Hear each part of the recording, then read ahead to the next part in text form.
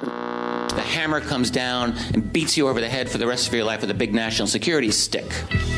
And so that people learn to duck their head and not speak up because bad idea now. This is the emergency broadcast system. This is not a test. Repeat, this is not a test. Citizens are advised to take the following steps. Find us, armoroftruth.net. In the age of technocracy, scientism, and pop atheism, Faith is resistance.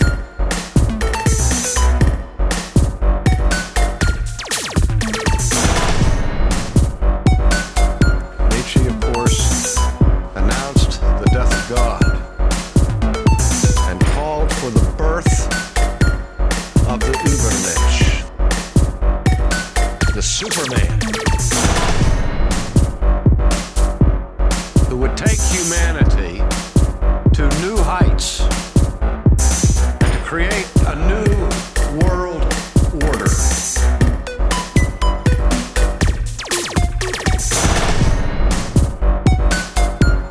Find us at the Armor of Truth YouTube channel. This is not a test. Repeat, this is not a test. Greetings, everybody. Armor of Truth, live number 216, the Bombshell truth about the war on humanity. It's no secret that it's here right now and it's happening. We're going to tell you something tonight that you might not know yet. You probably suspected it, but the evidence is so hard to come by. It's been there all along. Just have to know where to look. Herman Hesse in Steppenwolf said, human life is reduced to real suffering, to hell, only when two ages, two cultures, and religions overlap. There are times when a whole generation is caught in this way between two ages, two modes of life, with the consequence that it loses all power to understand itself and has no standard, no security, no simple acquiescence. How about that? Now, that's no Christian manifesto, but that's the truth. No standard. Human life is reduced to real suffering when two ages, two cultures, two religions overlap, begin to butt heads, began to run up against each other, or at least when the one that wants to take over the planet according to man's laws finds that its only real obstacle is that one true faith. It's always been there. It's always been the obstacle. And what happens is, those people who fear being criticized, those people who fear the pain and fear the judgment of the culture or those leaders, they give way. They give up. What is our duty? Let's jump right in tonight because this is going to be, well, it's going to be dangerous for us. So we have to pray for our work here because I'm not sure that this one's going to make it very long. But we'll leave it in the Lord's hands. So the country is destabilized, being destabilized. Let's look at this. Right now, the two most recent presidents are both more or less being investigated for the same thing. Now, the mainstream media will tell you that Biden is not being investigated. Well, you call it what you like, but something's going on. Biden said when Trump got caught with documents, apparently, Biden said, how could this possibly happen? How could anyone be that irresponsible? Biden said of Trump. Well, now he knows, because he too illegally, according to the narrative anyway, took a trove or two of top secret documents with him that he was not entitled to have when he left the vice presidency in 2017. Now, who out there thinks that the great Obama might have something to do with this? He's not a big fan of Joe, it seems like. Biden's lawyers found first 2 batches of Biden's classified documents, not the FBI, interesting enough. They found it in a closet at Biden's old Penn Biden Center for Diplomacy, his office in Washington, and his Delaware home. Interesting, all right? Biden said he was a professor at Penn in his time between vice president and president. Not many people knew about that.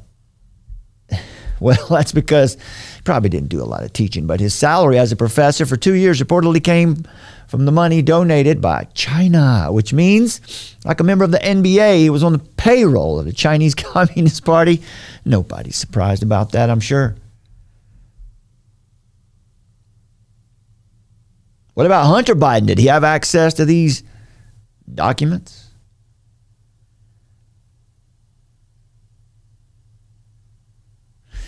So both of these guys want to run for president again. I'm not so sure that Sleepy Joe will remain in this hunt.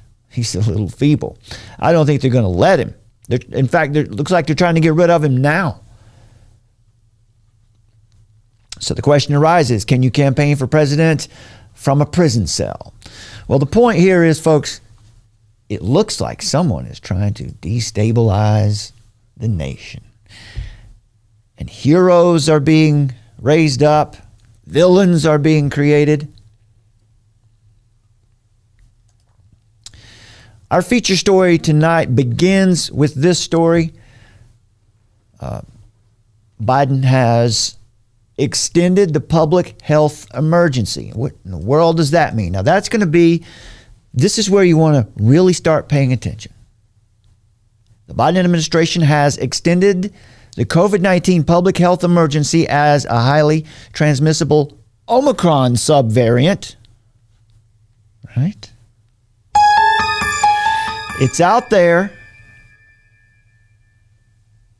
as the subvariant stokes concern that the nation may face another wave of hospitalizations this dark winter. The United States has renewed the COVID public health emergency every 90 days since 2020. How about that? Now, this one is extended until April. Now, here's what you need to pay attention to. Who decided that this public health emergency should remain in effect? Well, the COVID-19 public health emergency remains in effect, a spokesperson for the Health and Human Services Department said. Well, how in the world did the Health and Human Services Department get control over the nation? That's what we want to tell you tonight. That is something that's been in the works for decades. Stay tuned. You absolutely do not want to miss what you're going to hear here tonight. Now, this current public health emergency was first issued in January of 2020 by the Trump administration. You might think Trump is your best option in 2024. He can't get around the fact that he brought us into this. We don't know how much resistance he put up, if any. You don't really know whether he's on our side or not. What is our side? And the reason that the Health and Human Services Department spokesperson, the reason that they said that this public health emergency needs to remain in effect, let me give you a hint. The Public Health Emergency Declaration gives the government wide latitude. It gives them powers that they would never have otherwise. It gives the director of the Department of Health and Human Services all kinds of power. He's practically the president. Well, it's because of this new variant, something called the XBB.1.5 or whatever.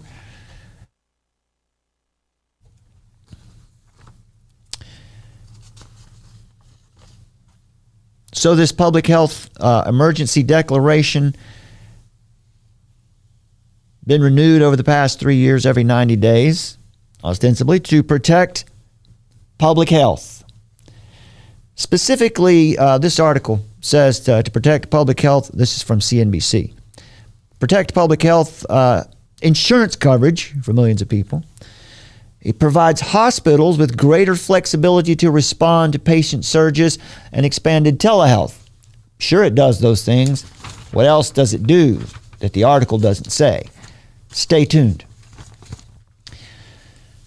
So the White House COVID Task Force, which is led by Dr.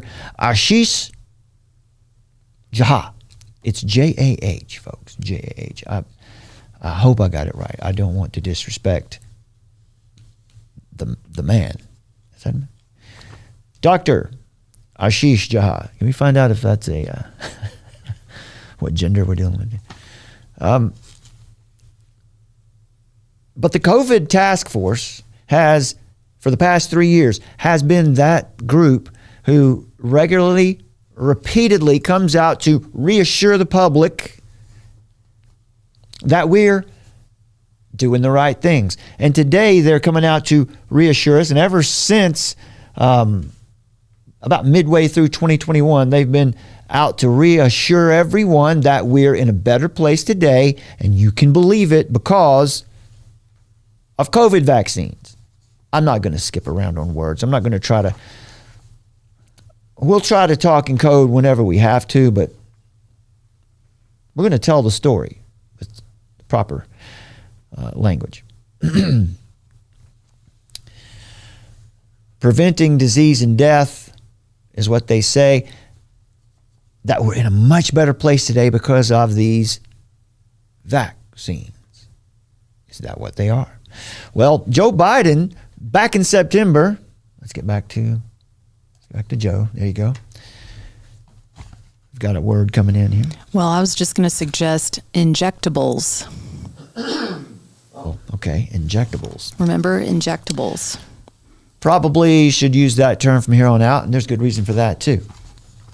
Well, the pandemic was declared over by Joe Biden back in September. He came out and said, it's over. The pandemic's over. It's over. We're claiming victory.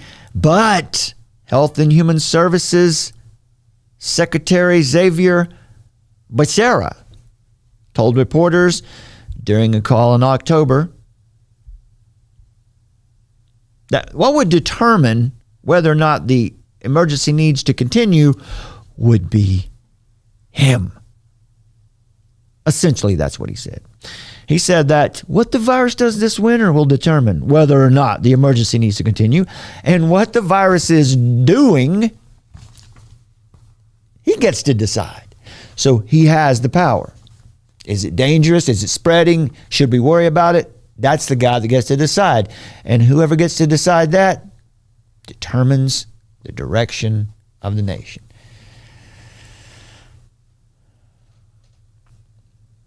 Now, if they were to end the public health emergency, well, hospitals would lose a lot of the flexibility that they have in how they deploy staff, beds, and care for patients.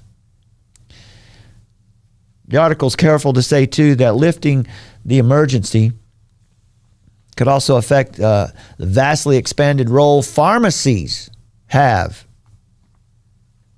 in administering injectables.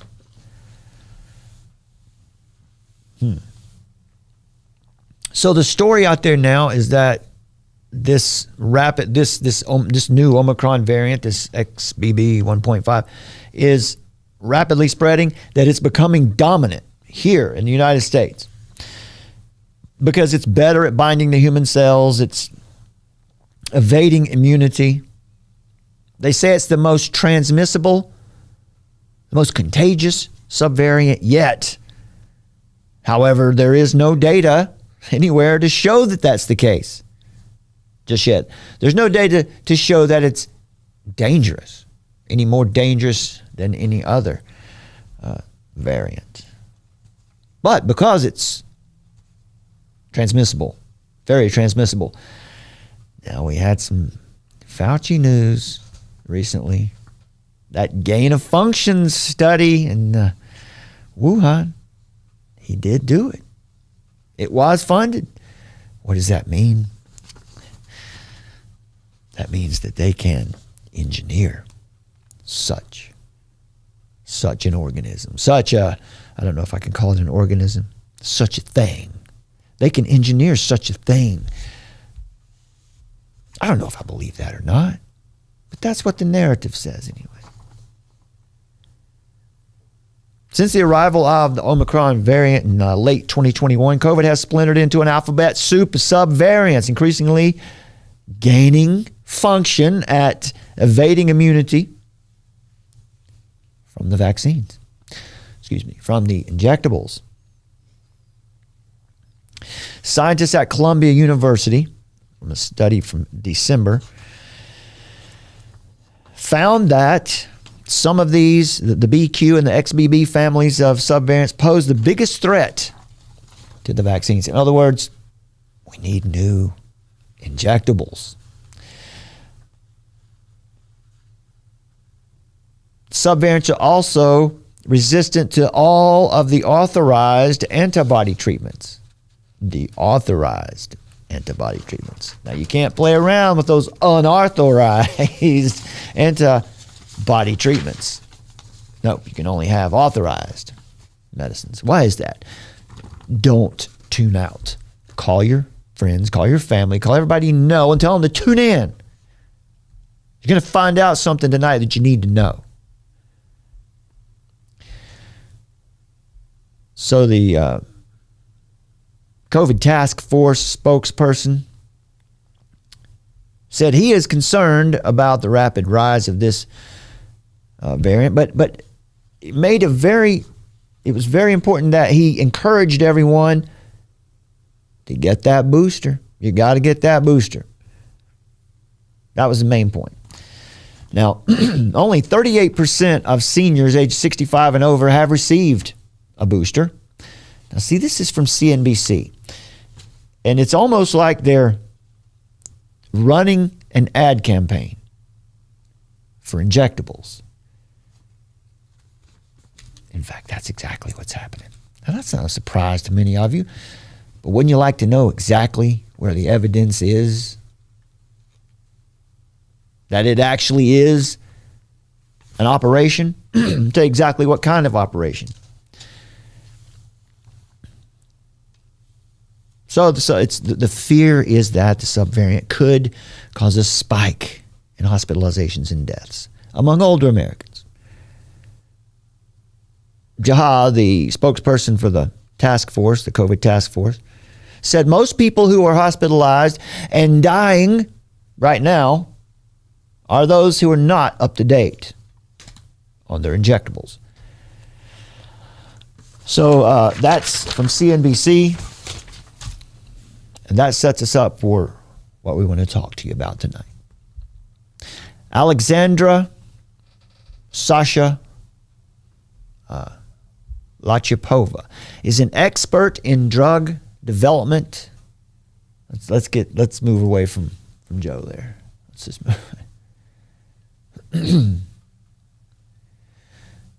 There's a stat for you that we'll be talking about in just a moment, but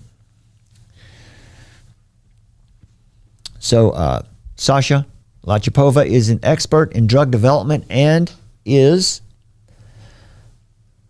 the former owner of her own pharmaceutical manufacturing company. She's not only documented the shocking lack of good manufacturing practices in the production of specifically, boy, should I say these names?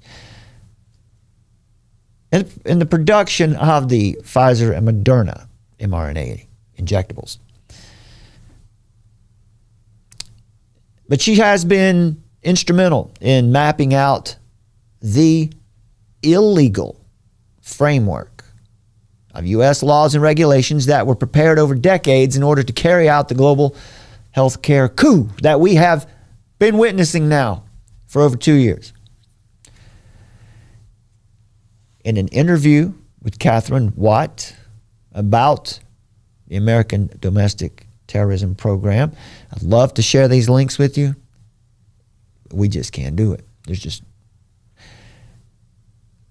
You can search the names that I'm saying and you will find it. It's there.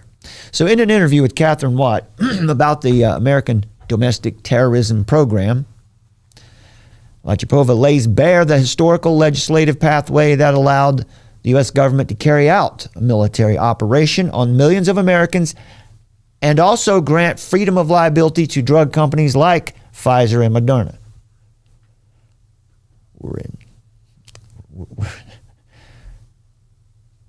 This is getting serious. This is crucial. Crucial information. All right, this is the kind of information that could be used when law firms or anyone who has the time, patience, funding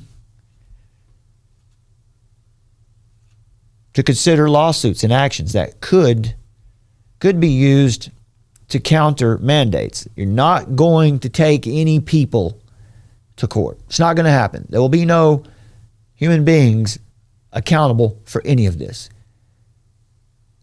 None of the corporations and none of the people that run them and none of these congressmen are going to be held accountable for any of this.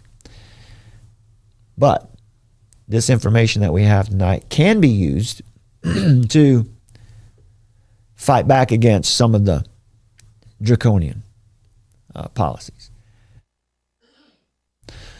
Now listen, the products that are being injected into billions of people worldwide are legally not designated as medicines. This is not controversial. This is just a fact. And that means that completely different manufacturing and liability laws have been put in place to govern the production of this product. You can't call it a vaccine. That's not what it is. It's never been one. Now, Sasha Latypova is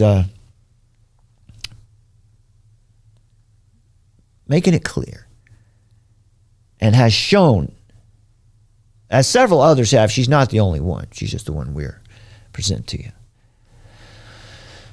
Has made it clear that it is, in fact, the Department of Defense, United States Department of Defense, that is running this program, running these injectables, running this whole thing as a military program. And it is the Department of Defense that controls the contracts with various companies. In fact, these various companies all along the supply chain now have become military contractors, non-traditional military contractors. In fact, these injectable products are dual use. What does that mean? You'll see this later in the documentation. Well, when a product that's developed specifically ordered from the Department of Defense is considered dual use, it is a product that can be used as a weapon or a treatment. Interesting. Well, military terms means that we're dealing with technologies that are recognized as having both peaceful and military applications. So these injectables, quite literally, can be regarded as biological weapons.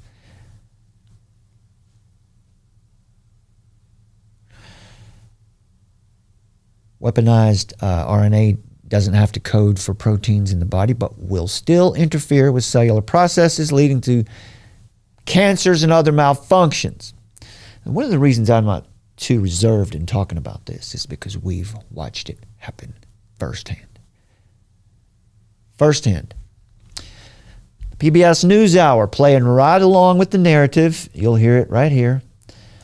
Let's speed them up a little bit so it doesn't take too long. Check this out. It's all coming right on time. Well, let's hear it. 3 years into the pandemic, and yet another new subvariant of the coronavirus has emerged. As William Brangham explains, it's spreading rapidly, and it's driving an uptick in new infections. This new Omicron subvariant, known as XBB.1.5, now accounts for more than 40% of new COVID infections here in the U.S. and around 75% of cases in the Northeast. This new variant emerges while just over a third of Americans 65 and older, those at most risk for severe outcomes, have gotten the updated booster shot. As China deals with a massive surge in cases, this week the U.S. will require a negative COVID test from passengers flying from China to the United States. Dr. Jay Varma is a physician and epidemiologist. He's also a professor and director of the Cornell Center for Pandemic Prevention and Response. Okay, so Dr. Jay Varma, Cornell Center for Pandemic Prevention, which is a new position that didn't exist too long ago. You're going to hear this, you're going to hear exactly what you would expect to hear. Let's see what the timestamps are here. We can move through this a little faster. How worried should we be? Well, you're going to hear exactly what we just told you from the other article.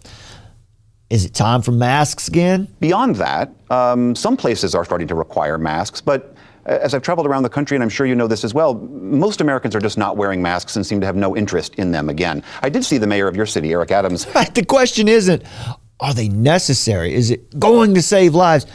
Well, no. Can we make them interested? Was wearing a mask in a public space, an indoor space. I'm just curious what you think the government's position ought to be now with regards to masking. Yeah, every time we think about public health, we think about, what works scientifically, but also what's... No, they don't. That's a lie. Now, he would like to think that that's the way things are being done today. Maybe at some point in history, that's how things are done. The science is considered. That's not the case anymore. Right? Real data is not the point. Acceptable and what's likely that people are going to do. And masks are the perfect example. We know that a high quality mask will protect you as an individual, and we... No, we don't. Protect you from what? Right? This is not settled. It's not settled science by a long shot. If lots of people do them, it can reduce the stress on our healthcare system. But we also know that a lot of Americans are no evidence for that. So I like what's happening in New York, where elected officials are modeling good behavior, because we know. Because after all, that's what it's about. We need you to model good behavior. It's not about slowing down a disease. It's about your behavior, after all.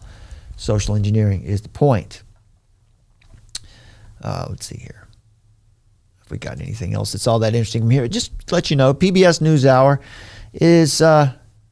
As you well know, right so much of the country seemingly has just moved on from talk of COVID or action against COVID. What should the government's response be in that case? Yeah, I mean, it's a very natural human phenomenon. Trying to wear masks, get vaccinated, be cautious takes work, and work is exhausting. So I do feel that government has a responsibility to continue to remind Americans about how many people are dying every day. Because well, wouldn't that be nice if they just reminded us? This is getting devious, folks. How do we approach this? How do we respond to movements like this that have elements of truth in them, but are also wrapped in fear? And they're presented along with moral arguments. Knowing that none of us truly want to endanger anyone. And we are Christians. Well, that's what this ministry, that's what this channel is anyway. We're a ministry. We're here to represent our King, our Lord, our Savior, Jesus Christ. And in doing that, we one of our two standing commandments that encapsulate the whole counsel of God is love our neighbor as ourselves. We want to do that. We genuinely want to do that. However, how can we show beyond a doubt that there is an operation? If we love our neighbor, we tell them the truth. Even if it's convenient, even if they'll think we're crazy, we tell them the truth. So how can we show beyond a doubt that there is an operation that is military and psychological in nature being carried out on the public globally? Who can you trust? What does safety really mean? Well, the social media waters are fully chummed up, and the keyboard sharks are in a feeding frenzy. And these events have fed an already pervasive animosity between a group, one side that asserts that the mRNA shots are in some way the common factor in the recent accumulation of traumas and sudden deaths, and another group that is committed to the socially acceptable narrative that there is no connection between the jabs and the deaths whatsoever, and that anyone questioning the goodwill of the CDC, Big Pharma, and the media, and the U.S. government, and now the Department of Defense, well, you're just a far right conspiracy theorist lost in the lunatic fringe. We covered Damar Hamlin here on the Armor of Truth Live number 214. You can check that out. We gave the details there. But what happened last week in Los Angeles with Lisa Marie Presley? Died suddenly on Thursday at the age of 54. Spokesperson for the LA County Fire Department said that on Thursday morning, January the 12th, paramedics responded to a 911 call from the family home. Arrived at 10:43 a.m. to find Lisa Marie unresponsive and in full cardiac arrest. Lieutenant Zako of the Malibu Lost Hills Sheriff Department confirmed that officers responded to a call for a female who was not breathing. The LA County Sheriff's Department stated that paramedics performed CPR and determined that the patient had some signs of life. She was transported to West Hills Hospital and admitted in critical condition. It went downhill from there.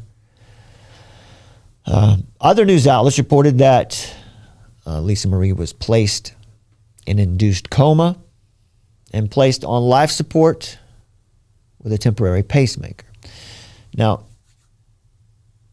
the reason we're going into detail on this for you, and we want to define some terms here, is because if you pay any attention to the dumpster fire, which is social media, all of it pretty much, that battle is going on between those who think it's likely that there's a big problem, that at least some of these sudden deaths are the result of the injectables, and the other folks who think you're crazy conspiracy theorists.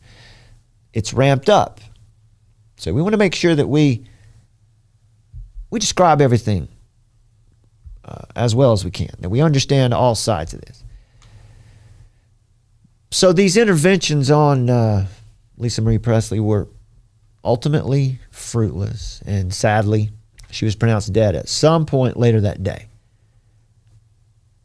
So before we get into the weeds on this thing, let's understand these medical terms. A medically induced coma, right? That's what, that was the treatment that she received when she got there. And cardiac arrest, that was what was being treated. A medically induced coma is definitely not a common procedure. Something very real happened to her, according to the news anyway. And a medically induced coma is a last resort usually.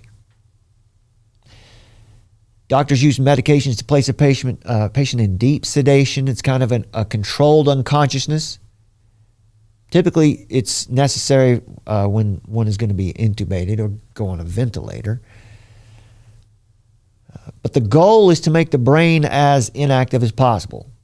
And that gives vital time for the brain to rest and heal, and really to prevent any further damage. There are a few reasons for a medically induced coma. Traumatic brain injury would be one, where there's significant swelling, you've taken a blow to the head, or there's been a stroke. Seizures that last longer than 5 minutes. Also, drug overdoses. Anything that would cause the brain to be starved of oxygen. That's a medically induced coma. That's the reasons that they're used. Cardiac arrest. What is it? Is it a heart attack? It's not a heart attack. So let's make sure we understand what's possible and what's not. These injectables are not known for causing heart attacks. Heart attack is something that kind of builds over time. We'll define it here for you. Cardiac arrest, or what we're going to define in a moment as sudden cardiac death, SCD, is when the heart suddenly stops beating. Immediately, circulation of oxygen-rich blood stops. So lack of oxygen to the brain results in loss of consciousness. So this would be consistent with what the report said. Vital organs quickly shut down, and the body processes needed to keep a person alive begin to cease. Sudden cardiac death is the largest cause of natural death in the United States. So it's not rare as a cause of death. It causes about 325,000 adult deaths in the nation each year. It's responsible for half of all heart disease-related deaths. And it occurs most frequently in adults in their mid-30s and 40s. That's because people in their 30s and 40s are typically fairly healthy, and the only reason they would die would be one of a couple, 2 or 3 reasons, and that would be one of them. Sudden cardiac arrest is not a heart attack. A heart attack is myocardial infarction. That is, heart attacks happen when there's a blockage in one or more of your coronary arteries. It prevents your heart from receiving enough oxygen-rich blood. So the heart attack kind of works in the other direction. The heart is not receiving oxygen-rich blood, so the tissue begins to fail, begins to die, some of it. So when oxygen in your blood can't reach your heart muscle, that results in heart damage. And this is called heart failure, and it usually leads to something called a heart attack. In more than half of the cases, sudden cardiac arrest happens without prior symptoms. A heart attack is something that usually has symptoms for a good while. Now, about 90% of those who have a sudden cardiac arrest outside of a hospital don't survive. So it's bad news when this happens to you. Now, this is different from the heart attack, remember. Usually what's called a heart attack, a lot of times, is a sudden cardiac arrest. It's a different animal. But people usually die from this because they don't get to the hospital in time. Now let's start diving down. Many cases of sudden cardiac arrest are diagnosed, well, obviously after the person's dead, post-mortem. That's because it's usually fatal. Now, note, from PubMed and Science Direct, myocarditis is a major cause of sudden cardiac death, cardiac arrest. Sudden cardiac death in patients with myocarditis, Science Direct has said, let's see, you can check, if you search for this on Science Direct, you'll find this. You'll find this article that tells us that In fact, myocarditis is a major cause of sudden cardiac death. So why am I belaboring this point? Because the dumpster fire of social media, they're out there saying, well, you crazy conspiracy theorists. Maybe we can go ahead and show you one, right? Look at a couple of headlines. Right, look at that. Far-right trolls are already spreading anti-vax conspiracy theories. That was after Damar Hamlin. It only took a few minutes for anti-vaxxers to start spreading conspiracy theories when the news about Lisa Marie hit the internet. And of course, here after the Damar Hamlin story, you just got tons of action on Twitter. Just awful things being said about people who are questioning what's happening. A lot of anti-vaxxers are going to be upset. Damar Hamlin made it and ruined their narrative. Really? He still went down. I'm not trying to hope for anything like that. That's ridiculous. Just calling it like we see it. Anti-vaxxers point to Caden Clymer, another football player who almost died. Trouble is, he was never vaccinated, they said. Fair enough. As we said, it is of folks that age who don't have some kind of traumatic event, whether a car crash or something like that. It is one of the leading causes of death.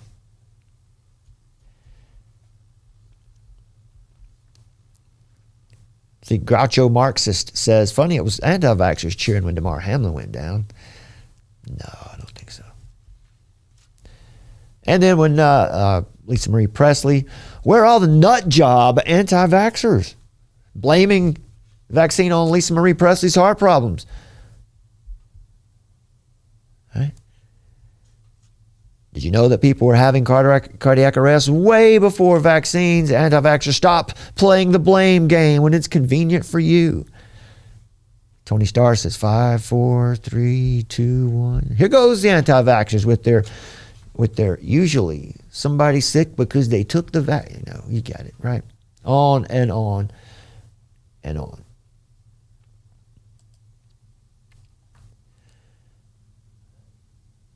Google Trends is a feature that tracks general interest in specific search terms, or basically what people all over the world are waiting or wanting to know more about. For example,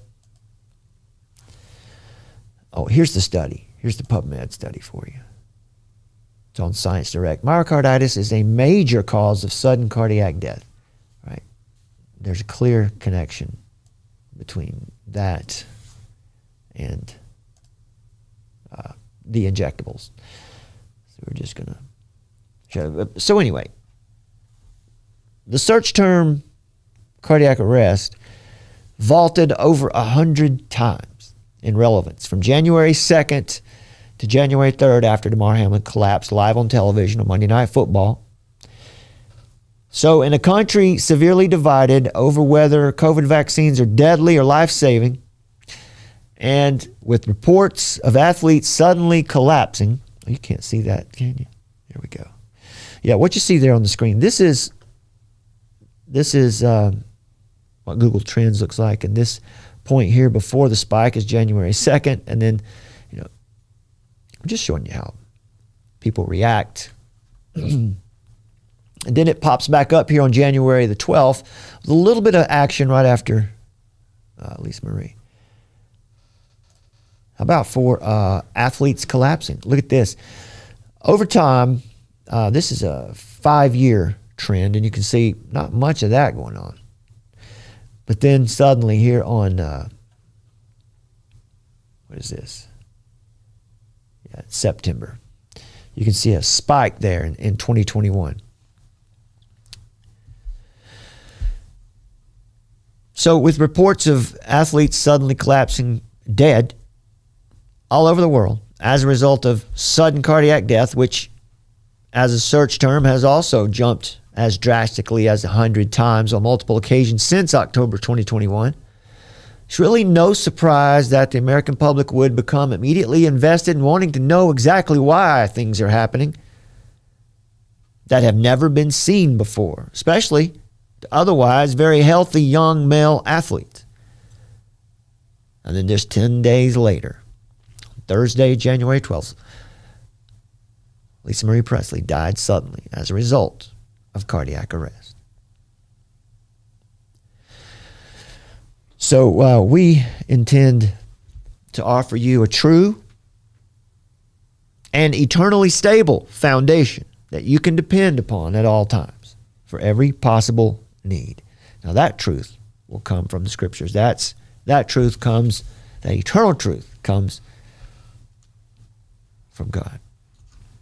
So stay with us, and we pray that you'll be edified, blessed, and greatly encouraged by what you see and hear here today. It's not all doom and gloom. That's not what we're about. We're here to bring encouragement and the hope. And we're going to talk about what's going on in the world. We're not going to shy away from it. We're going to deal with these things, not afraid to do it. So, my friends, Armor of Truth Live is a production of Armor of Truth Ministry and is written and produced by Brad and Summer. We want to remind you, please like, subscribe, and share our work wherever you can. Tap the bell icon. All right? Tap that bell icon. I know if you don't like to do it, Summer doesn't like to do it herself, so we understand. But please, if you would, tap that bell icon. Accept the notifications so you won't miss out on our videos. Hopefully very soon we'll have a new way for you to keep up with us like that. So please support AOT if you can. armoroftruth.net, the donations tab, or the links in the description of this video. Sign up for our newsletter, link in the description. Also go to armoroftruth.net. Sign up for our newsletter. We have a new one coming out here very soon. If you'd like a free Bible and a starter pack of tracts, email us at hello@armoroftruth.net and give us your physical address. The best way to do that is to give us a cross street that's somewhere near where you live. I'm talking about two different things now. That's for the church finder. You want to have the church finder. We'll talk about that later. But for a free Bible and tracts, you need to give us your address. Just your address will do. We don't need a cross street. Just an address will do. And we'll send you a free Bible and a starter pack of tracts. hello@armoroftruth.net. Let me welcome to the show my lovely wife, Summer. Say hello. Summer. Hello. Hi, guys. It's great to be back again. Where is... Oh, that's the wrong thing. There Merry it is. Christmas again. Merry Christmas again. There it is. There is Summer on the screen there.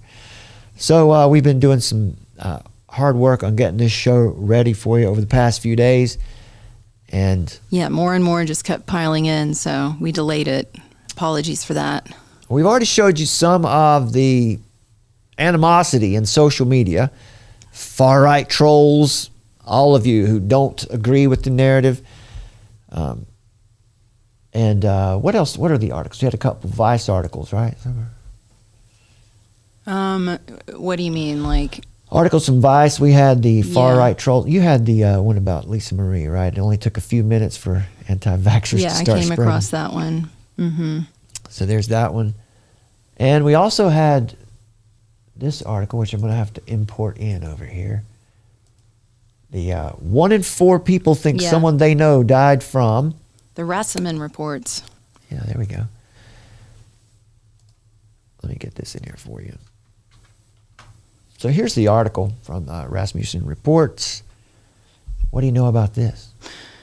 Well, this is just, this is interesting. If you want to know what's the opinion of the American public, according to this survey anyway, it was just done at the end of December 28th through 30th. It was conducted through a national telephone and online survey. And what it found is that they surveyed 1,000 American adults, and 71% say they have received a COVID-19 vaccination, while 26% have not, so keep that in mind. Nearly half of Americans think C-19 injectables may be to blame for many unexplained deaths, and more than a quarter say someone they know could have been among them as a victim. So, you know, we sit here and we're talking about all this stuff that we have been going over, but what this is clearly saying is that most people are on board with of having some serious questions and reservations. So, the MSM is telling us this one thing, and then there's this outrage that we're witnessing on Twitter. However, this survey seems to indicate quite recently that that people are just they're asking questions. Like 49% of American adults believe that it is likely that side effects of C-19 injectables have caused significant unexplained deaths, including 28% who think it's actually very likely. So that's 77% leaning that way. Yeah, exactly. That was the point I wanted to make. That of that first set of statistics, not this one here, but yeah, where it said 49% believe it's likely. Yeah. And then, wait a minute, what was that? It came out to be anyway that 77%. Well, yeah, that's what I just had pointed out there. It's at least, they say it's at least likely. So when you put those together, that's 77% of that. This is adults. Is that what that says? All American adults. Well, it's it's out of 1,000, a sample of 1,000 people at the end of December. Yeah. So. Well, it's the way, the methodology of the way they run these polls is to get a cross section of the nation by, they don't ask everybody. They don't ask 1,000 people that live in one town. They spread it out across the nation. They've got one of these big call centers in Cincinnati. Like when I was working for Clear Channel, iHeartRadio, and I was in research, they flew me to the Cincinnati office, and any number of companies can hire this call center in Cincinnati, and then they conduct these research surveys. So I've been there. I've seen it firsthand how they whip those things together. But we just thought that this was an interesting thing to take a look at, considering how we're always sort of ostracized to be the people that, we're like the black sheep of the culture. However, what this survey is indicating is that, people are asking questions, people are suspicious, and, why might that be? And so that's what we're going to take a look at next. Well, the other thing, too, I wanted to just mention is the last stat that kind of jumped out to me in this was 46% of whites, 48% of blacks, and 57% of other minorities believe it is at least somewhat likely. Why is that, Summer? Tell me why that is. Why is that like that? Well, it's obvious, people that have had traditionally been maybe having a harder time in society, right?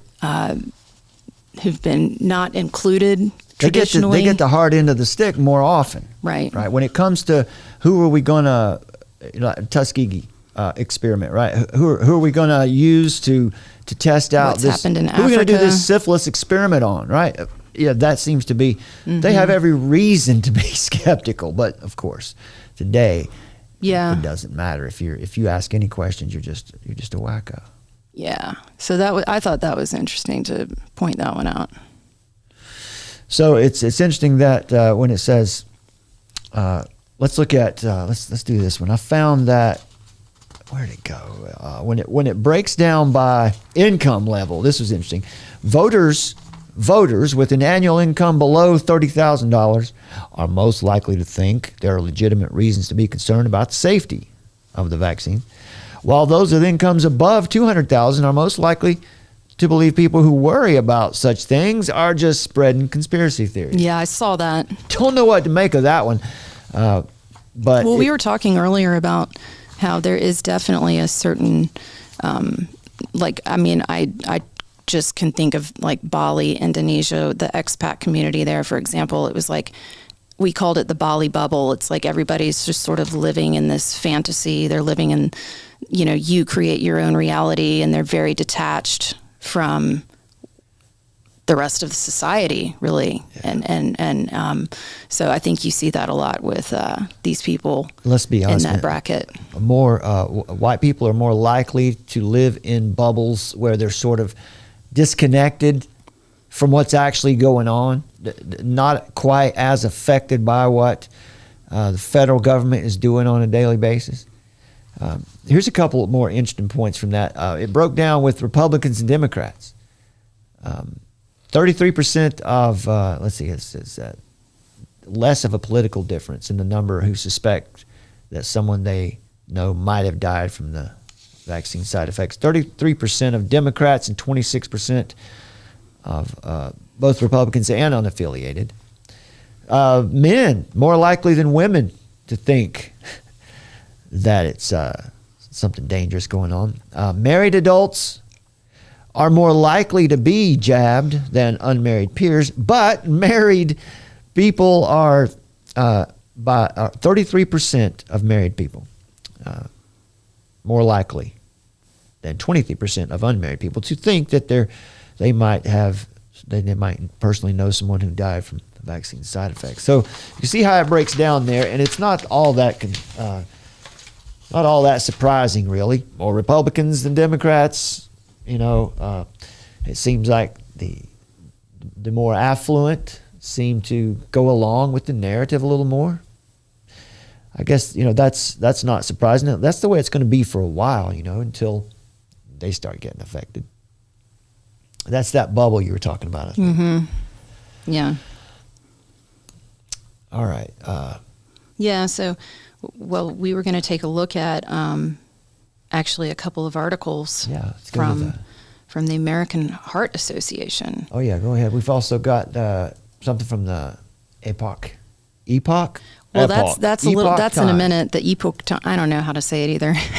It's an epoch. We're living in an epoch, an era, yes. or an age of time. So, but I kind of like epoch too. I know epoch.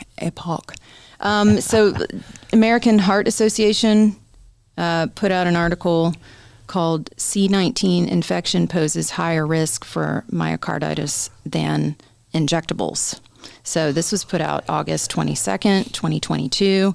A detailed analysis of nearly 43 million people was published in the American Heart Association Journal. The overall risk of myocarditis, inflammation of the heart muscle is substantially higher immediately after being infected with C-19 than it is in the weeks following injectables for the C virus. Okay, for all those of you who are wondering out there, she knows what it's called. I'm calling it injectables. She's trying to be. I'm trying to throw them off. Trying to play it cool out here. Right. Yes. So yeah, they're basically going, okay, so this is August, American Heart Association. They're out here saying that just if you're going to get the myocarditis problem, that's probably because you've gotten the virus, right? So that's the angle of this right here. Right. It's more, that's the angle, I guess, that now, look, we're not just being cynical. If you hang on here a minute, we'll tell you exactly why we can't trust a word that's coming out of these people when it comes to this topic right now. Mm-hmm. It's a military operation. Right. We're just kind of setting up, okay, we took a sweep of like, what has the narrative been recently? So that's kind of what we're going through right now.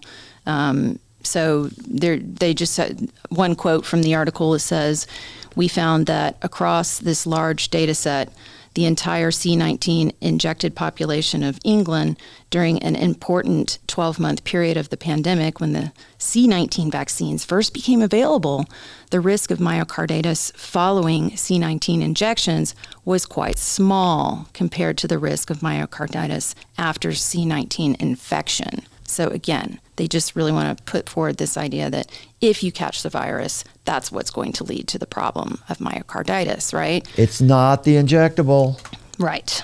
And then only 2 weeks later, though, interestingly enough, coming from the same website, the American Heart Association, we have the title is Myocarditis from C-19 Booster Rare, but high risk among teen boys and young men.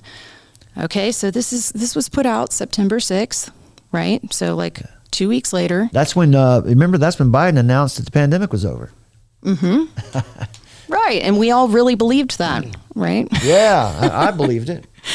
Right, so this when I saw this, I'm like, okay. Don't you remember I brought a cake home? Yeah. No, you didn't. right? So, I try to make you read, laugh I know, sometimes. you do. Well, you do. The article quote for this here that roped me in is, it's important to understand the connections between this rare heart condition and C19 injections, so we can monitor the prevalence of myocarditis and pay extra attention to those who are most at risk, said the medical center in Jerusalem, chairman of Israeli Ministry and Health Committee for identifying myocarditis as an adverse effect of the mRNA vaccines. Okay, so what this article is saying is, across all ages, the risk of developing injectables-related myocarditis was 9 times higher for men than women. And males ages... Damar Hamlin is a man. Right. Right? He's right. a man, I think. Yeah. Right. So males ages 16 to 19 faced the highest risk, with young men ages 20 to 24 having the second highest risk. And then it goes on to say, researchers don't know why young men and teenage boys are higher at risk for myocarditis from C19 injectables, and believe further investigation is needed. Right? So, of course, people are going to look at, like, with what's happened with Damar Hamlin, right? They're going to go, well, wait a minute. The American Heart Association just said this, right? But we're all supposed to act like that didn't happen. At the bottom of the article there, it says, researchers don't know why young men and teenage boys are at higher risk for myocarditis from the injectables, and believe further investigation is needed. Right. That's exactly the problem. Further investigation was needed before this thing ever hit the market. There was a reason that there were no trials done. Mm-hmm. There had to be decades of laws put in place to allow this to happen. We'll get to that in just a minute and tell you exactly how this military operation has been carried out. Yeah. The other thing that cropped up is the FDA revealed in December 2022 that Pfizer injectables are linked to blood clotting in elderly individuals, plus causing myocarditis. So that came out. That's the article that you wanted to share. Yeah. The Epoch Times. Oh yeah, I threw up the. We're not there yet. All right, cool. Okay, so yeah, I go backwards in time. What did I do with that article? Oh, it's here somewhere. Oh yeah, here we go. We'll hear from. Where did it go? Here we go. Let's hear from this doctor. This is Dr. Asim Malhotra. And boy, he is not very popular anymore out on the interwebs because he said this.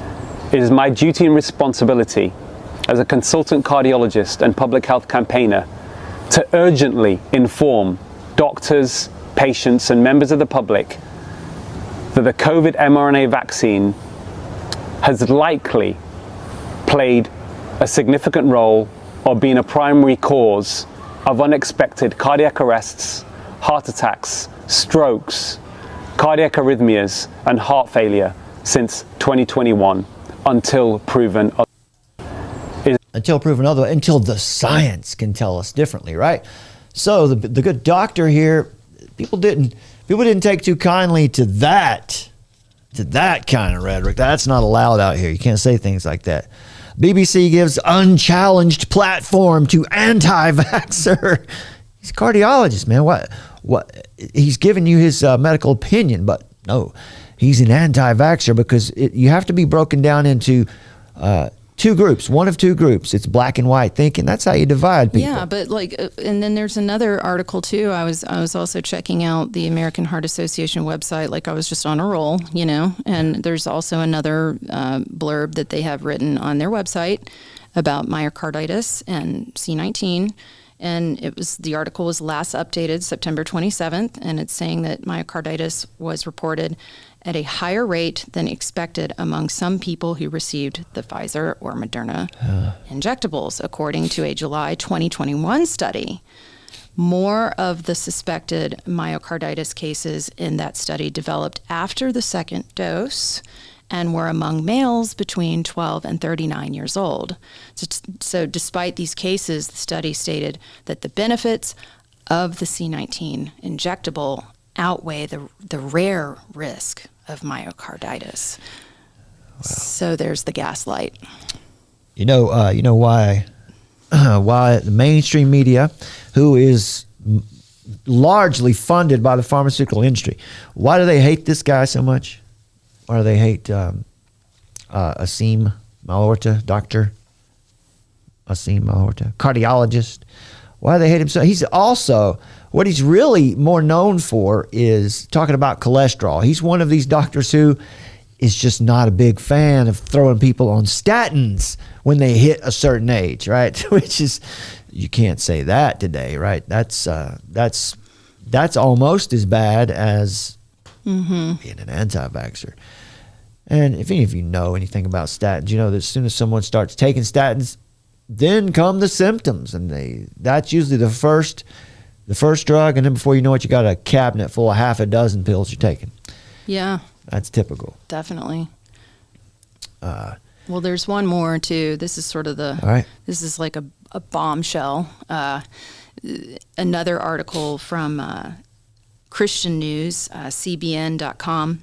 They just put an article out January 11th, a couple days ago. American Heart Association publishes study confirming mRNA vaccines may contribute to myocarditis. So there it is again. It says right here that research also, within the article, it's stating that research by the Florida Department of Health found that mRNA vaccines are associated with 84% increase in cardiac-related adverse events among males 18 to 39 years old. But come on. But you're a conspiracy theorist. Come on now. You can't say that. You're not supposed to think that way. Yeah. All right. So, let's just let Barack Obama tell us what's what, right? He said it. We're going to restore science to its rightful place. Science will become the dictator. That is spoken like a true, committed technocrat. Okay, let's listen to a couple seconds of this before we head into our next section here. Trust the science. Trust the science. The superheroes, the scientists. I'm tired of hearing that. Trust the science! Trust the science! Today, fewer Americans say they trust science. They don't trust science because science is increasingly untrustworthy. Science writer Andrew Follett has analyzed research for NASA and the Energy Department. The only group that trusts science right now is Democrats. I trust the scientists. Yes, of course you do, because that's what they told you to do. Well, there are many new polls. That was John Stossel, by the way. That's his YouTube channel. And a lot of polls out showing that Americans, that their trust in that thing that's called the science. Folks, the science is not a thing. It's not a thing to be trusted. Science is essentially it's the scientific method. It's a process. It's a tool. You can trust the method, but what they're calling the science is just what the experts say. It's not the same thing. But for some reason, Americans' trust in the science has eroded. Wonder why that is. Well, it's because a larger portion of Americans than ever have witnessed the ruling class appropriating and weaponizing data, facts, and information. Control of the masses is no longer a physically violent, by way of jackboots, rifle butts, and firing squads kind of operation. No, in the new world order, humanity is controlled by information and emotion. An old scientific elite, think Julian Huxley. Which we introduced you to Julian Huxley, reintroduced you recently. We were talking about how this scientific elite took over the education system about 60, 70 years ago to prepare everyone, to prepare a few generations for what was going to come today, so we would be dumbed down. But this old scientific elite has finally seen its century-long plan to dominate the planet move out of the shadows into the public square, into the headlines, into the education, into industry, into the heads of multinational corporations, of course, into the Department of Defense. Their primary purpose is to redefine reality, to use the tactics of shame and threats of excommunication as motivating factors. Social media is the best place to see the disorder, to see the New World Order, its governance and its enforcement played out. There's a large and still growing sector of society today that no longer trusts that which is presented in the media as science, because that science has been shown to be inconsistent. One thing about science and the scientific method is that it's not inconsistent. Scientific method is very consistent. But this is scientism. This is a religious adherence to expert opinion, not fact, not truth. And it's been shown to be inconsistent, untrustworthy, and now dangerous. The first clue that there is a deception afoot is the fact that trust in the science is divided along political party lines. You all know this. We've talked about this now for over 2 years. That trust in the science is divided along cultural in-groups. Democrats are the party that trusts the science right now, along with their activists and pundits, so-called experts, doctors, scientists, celebrities, etc. Those who are platformed and called upon to reshape reality whenever a new paradigm is expedient for the ruling classes and their next big psychological operation. According to a poll conducted by Associated Press, 64% of Democrats have a great deal of confidence in the scientific community compared to 34% of Republicans. We all, of course, recognize that true science, the scientific method as a tool, is vitally important.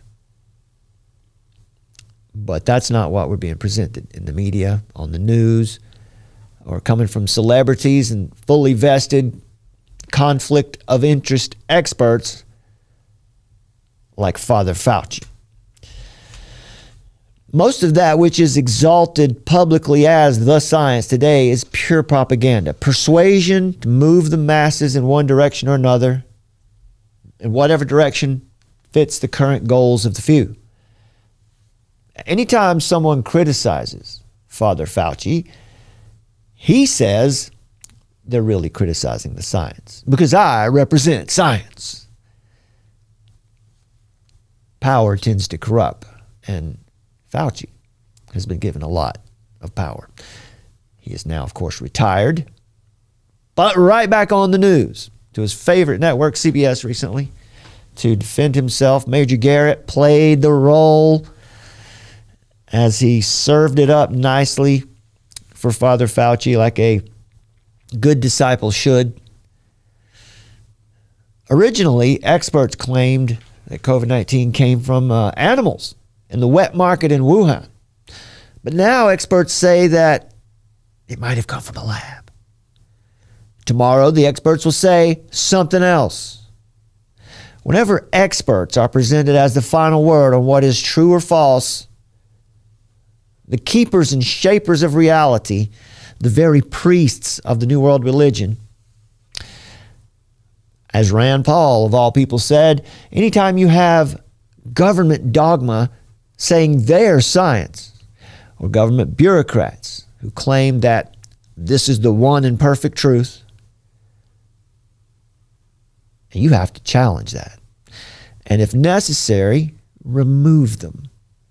Now that quote ended at perfect truth. That last part was mine. You have to challenge them and you have to remove them. Because we should stand firm for that which is good and pure And we should eschew evil. Job 1:1 says, there was a man in the land of Uz whose name was Job. And that man was blameless and upright and one who feared God and shunned evil. Eschewed evil, if you like your KJV. Today, our government wants to mandate jabs everywhere, all the time.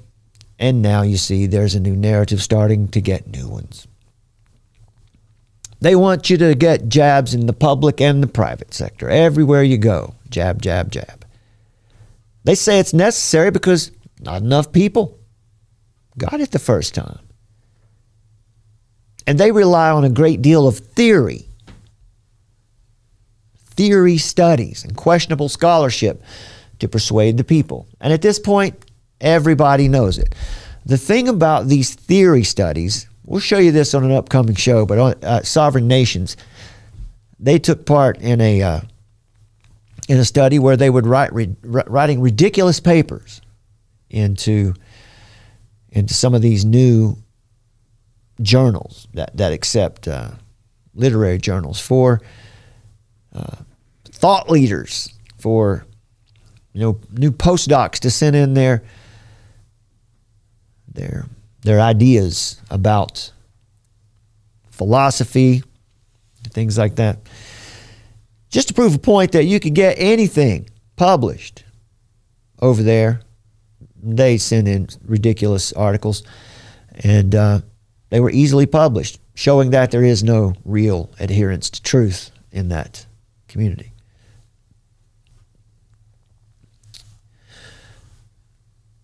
From, what's his name? Let me get his name. Make sure I get his name right. This is from Maximum Truth. Maxim Lott. What a name. That's a good name. He says in his blog, when the pandemic started, media outlets loved to claim that the U.S. had the most COVID deaths in the world. Fit the narrative. That's what they wanted. But it was clear for anyone to see that they didn't adjust by population. The U.S. is a big nation with modern testing. This is we were saying this from the start. Look, they're saying, look at all the deaths that are in the United States. There's 330 million people here as compared to the UK. Yes, we've got more, if it's even true. The media left that out and tricked many people into thinking that America was uniquely bad or suffering. In fact, adjusting for population showed that America was about the same as everyone else. But a huge problem with that method in counting deaths, none of the death numbers were ever accurate from the start. It assumes accuracy in reporting the deaths, either through corruption, incompetence, or poverty, or the Department of Defense military operation, which makes it perfectly legal to lie to the people. Many countries are surely misreporting deaths, United States included. Like, did Belarus really? Let's look at this map here. Do we think Belarus really did the best of any country in continental Europe? Did Equatorial Africa really have almost no deaths, or did they just not report them? What about India, despite being so poor? Did they really outperform all of the developed countries? And is it possible that the United States overcounted cases? Yes. It's widely believed that they did. What you got, Summer? Well, what we were talking about earlier, I'm sure most of our audience is aware of this, but the Event 201 and how there's been the new one, the catastrophic contagion meeting that happened in October of 2022 in Brussels.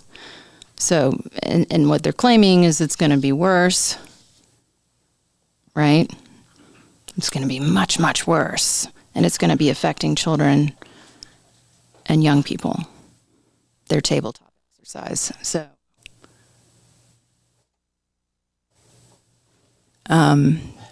Sorry about that, folks. I had to take a quick break. Brad had to clear his throat. Let me show you. Go ahead and keep going there. I'll look this up. I'll look at, what was it called again? Catastrophic contagion. Yeah, you folks might So know it's a about new this. simulation. You guys are familiar with Event 201. If not, it's easy to find out there. And now they've just done another one. And then, we saw this article when we opened up the show, how they're saying, oh, there's another one coming and we've got to extend the emergency status. So. You know what? The very first video that Brad from Carolina channel, which was this channel when it first started, the first time I ever got in trouble on YouTube was that video was about Event 201. And they just took it down. I got no strike or anything. They just took it down. Didn't say anything. Just removed it. Yeah, they're not even going to give you a response. Okay. Is this on YouTube? Didn't you have that Billy Goat clip? What is it? Experiences and impression with the Colombian group. I was supposed to represent China as one of the countries which has been dealing with COVID-19 pretty successfully. And of course, we wanted to contribute China's lessons to finding the next solution for an upcoming potential pandemic. Regarding international cooperation between different institutions, we need to reinforce what we already learned during the last pandemic. And this is going to be a tougher situation. This is something different. I didn't know about this one. Catastrophic contagion is a different one. It hasn't shown up here in the YouTube search, but this is a new one too. Outbreak 24, simulation of a highly lethal global pandemic. Maybe they did that to cover their Maybe they did that to sort of cover their tracks or something. So who knows what's going on here? But catastrophic contagion. Mm-hmm. It's not hard to find. Just go ahead and. Here's some propaganda from CNN. Man with vaccine side effects has a message for the unvaccinated. He's going to tell you, go ahead and get it. It's worth it, man. And maybe it is. You know what? You decide for yourself whether it is. Let's try this.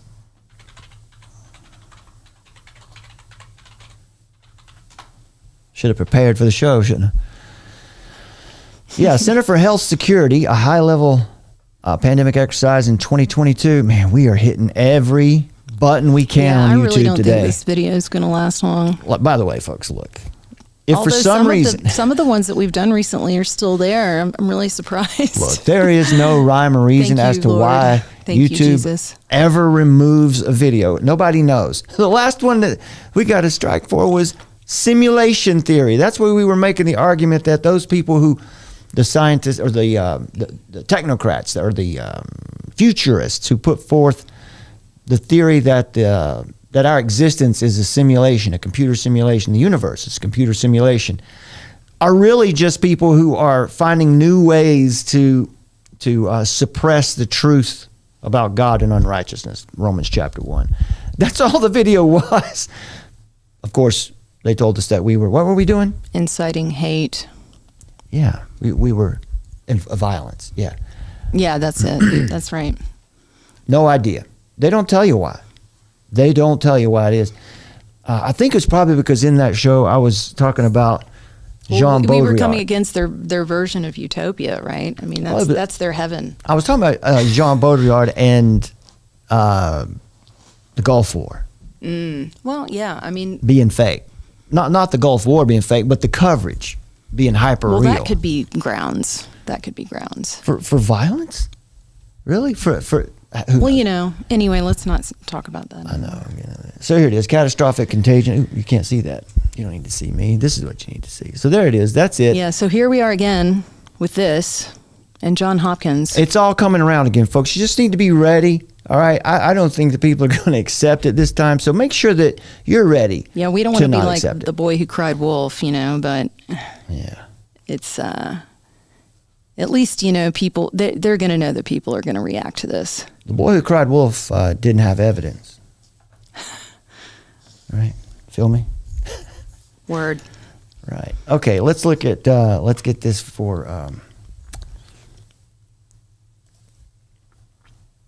bear with me. I will get this for you because Summer wanted to make sure that we got this, that we made this point. This memory in the moonlight. Yeah, this little memory in the moonlight. which is right here. Take me a minute to get to it.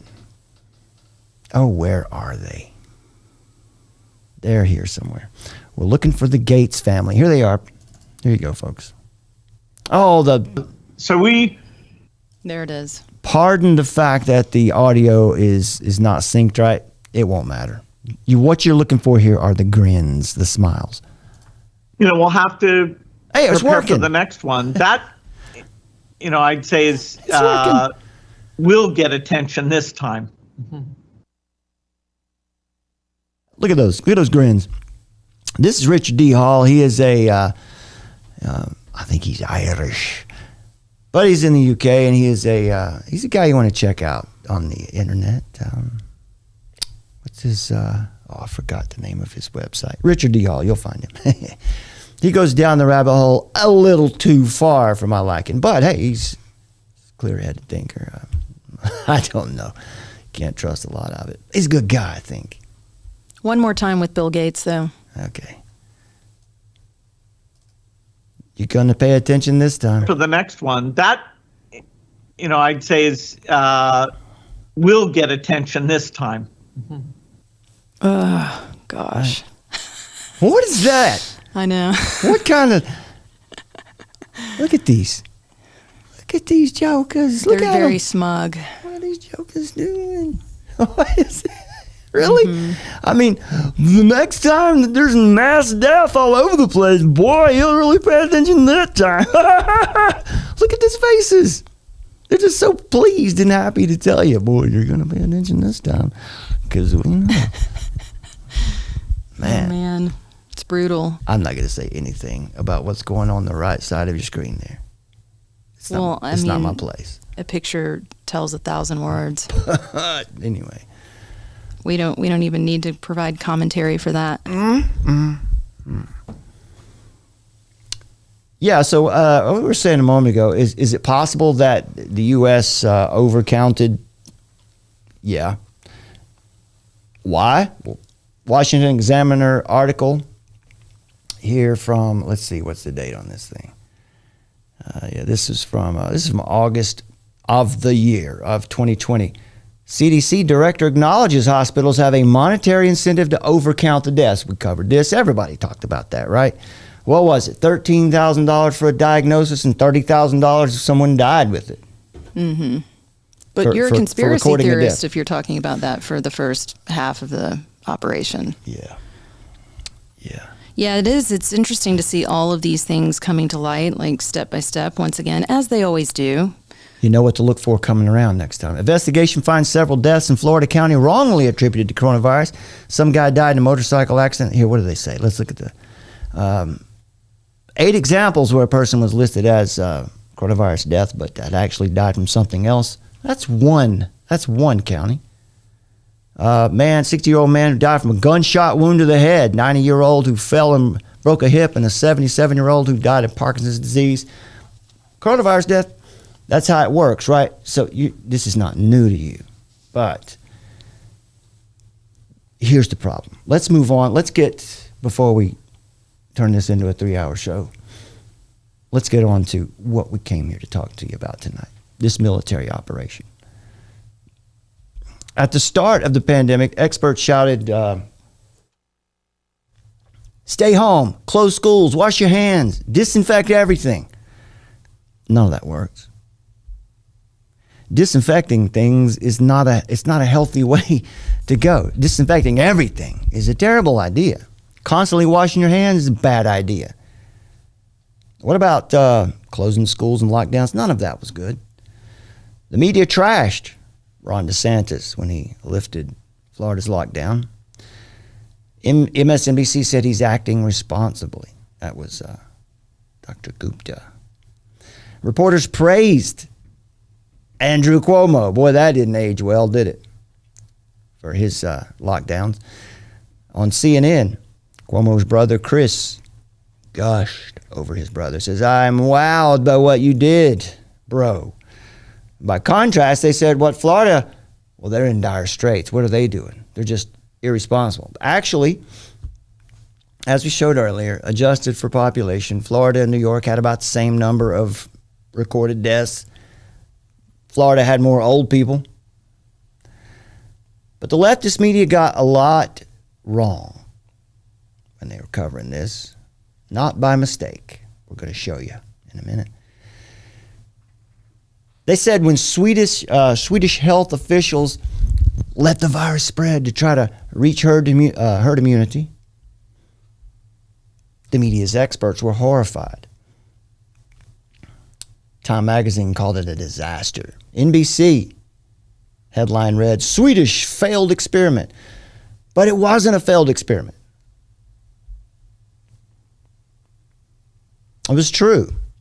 Two countries that did well during that first outbreak, this or first narrative, were sub-Saharan Africa with very low vaccination rates. Adjusted for population, Australia has now had more COVID cases than the U.S. Was Australia's strict lockdown worth it? Well, as John Stossel said in his report, the average Australian lived 2 weeks longer by some metric. Stossel says to me it's not worth it. Being locked in my apartment or shot with rubber bullets if I went out to protest just isn't worth 2 extra weeks of life. And that's a good point. But that's not how people are thinking today. Every extra minute I get, no matter how awful it is, I will take it.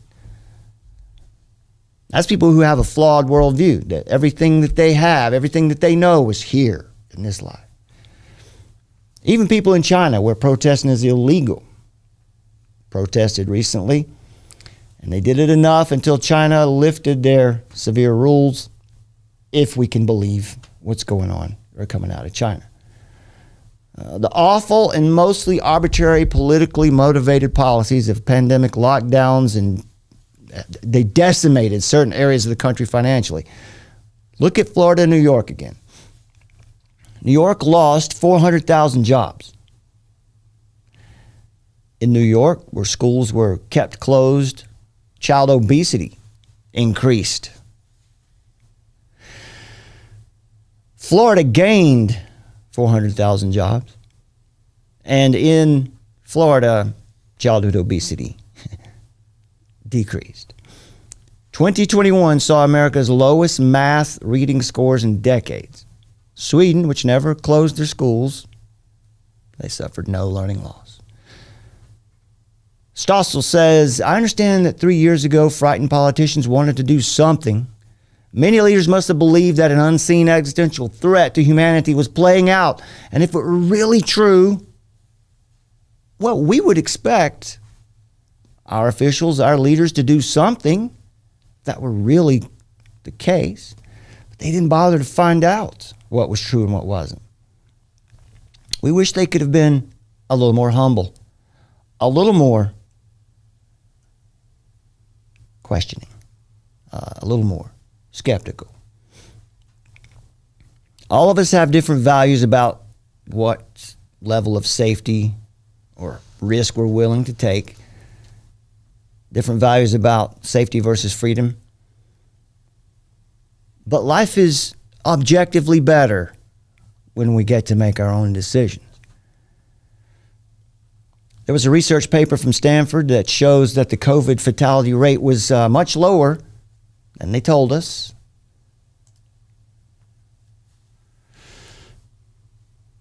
Before any vaccines are released to the market. If that's true, it means that they lied to us about COVID mortality during the lockdowns and during vaccine rollouts.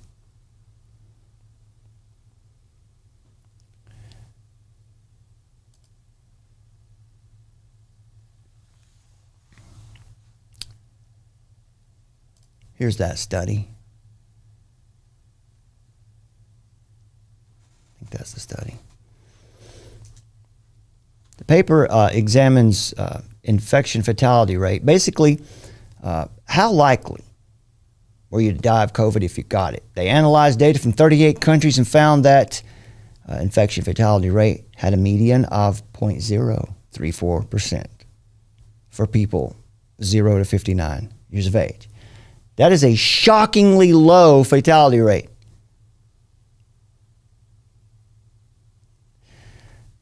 in order to close down the planet, to institute a full totalitarian takeover, to sacrifice our children, and to keep people from their jobs, to shut down the world. We were told the measures were for the elderly.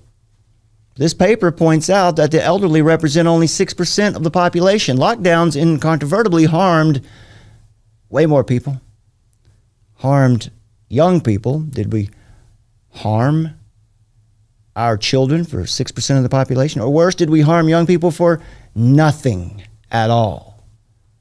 Read the paper and decide for yourself. There it is age stratified infection fatality rate of COVID-19 in the non-elderly population. It's a Stanford article. You can find it at Science Direct. You can find it anywhere. Just search for that. But why did this really happen?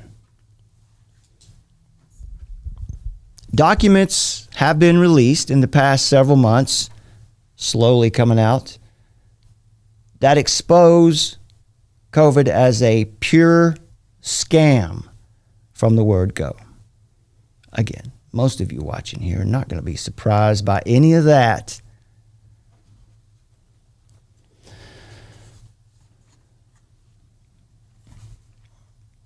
But whether or not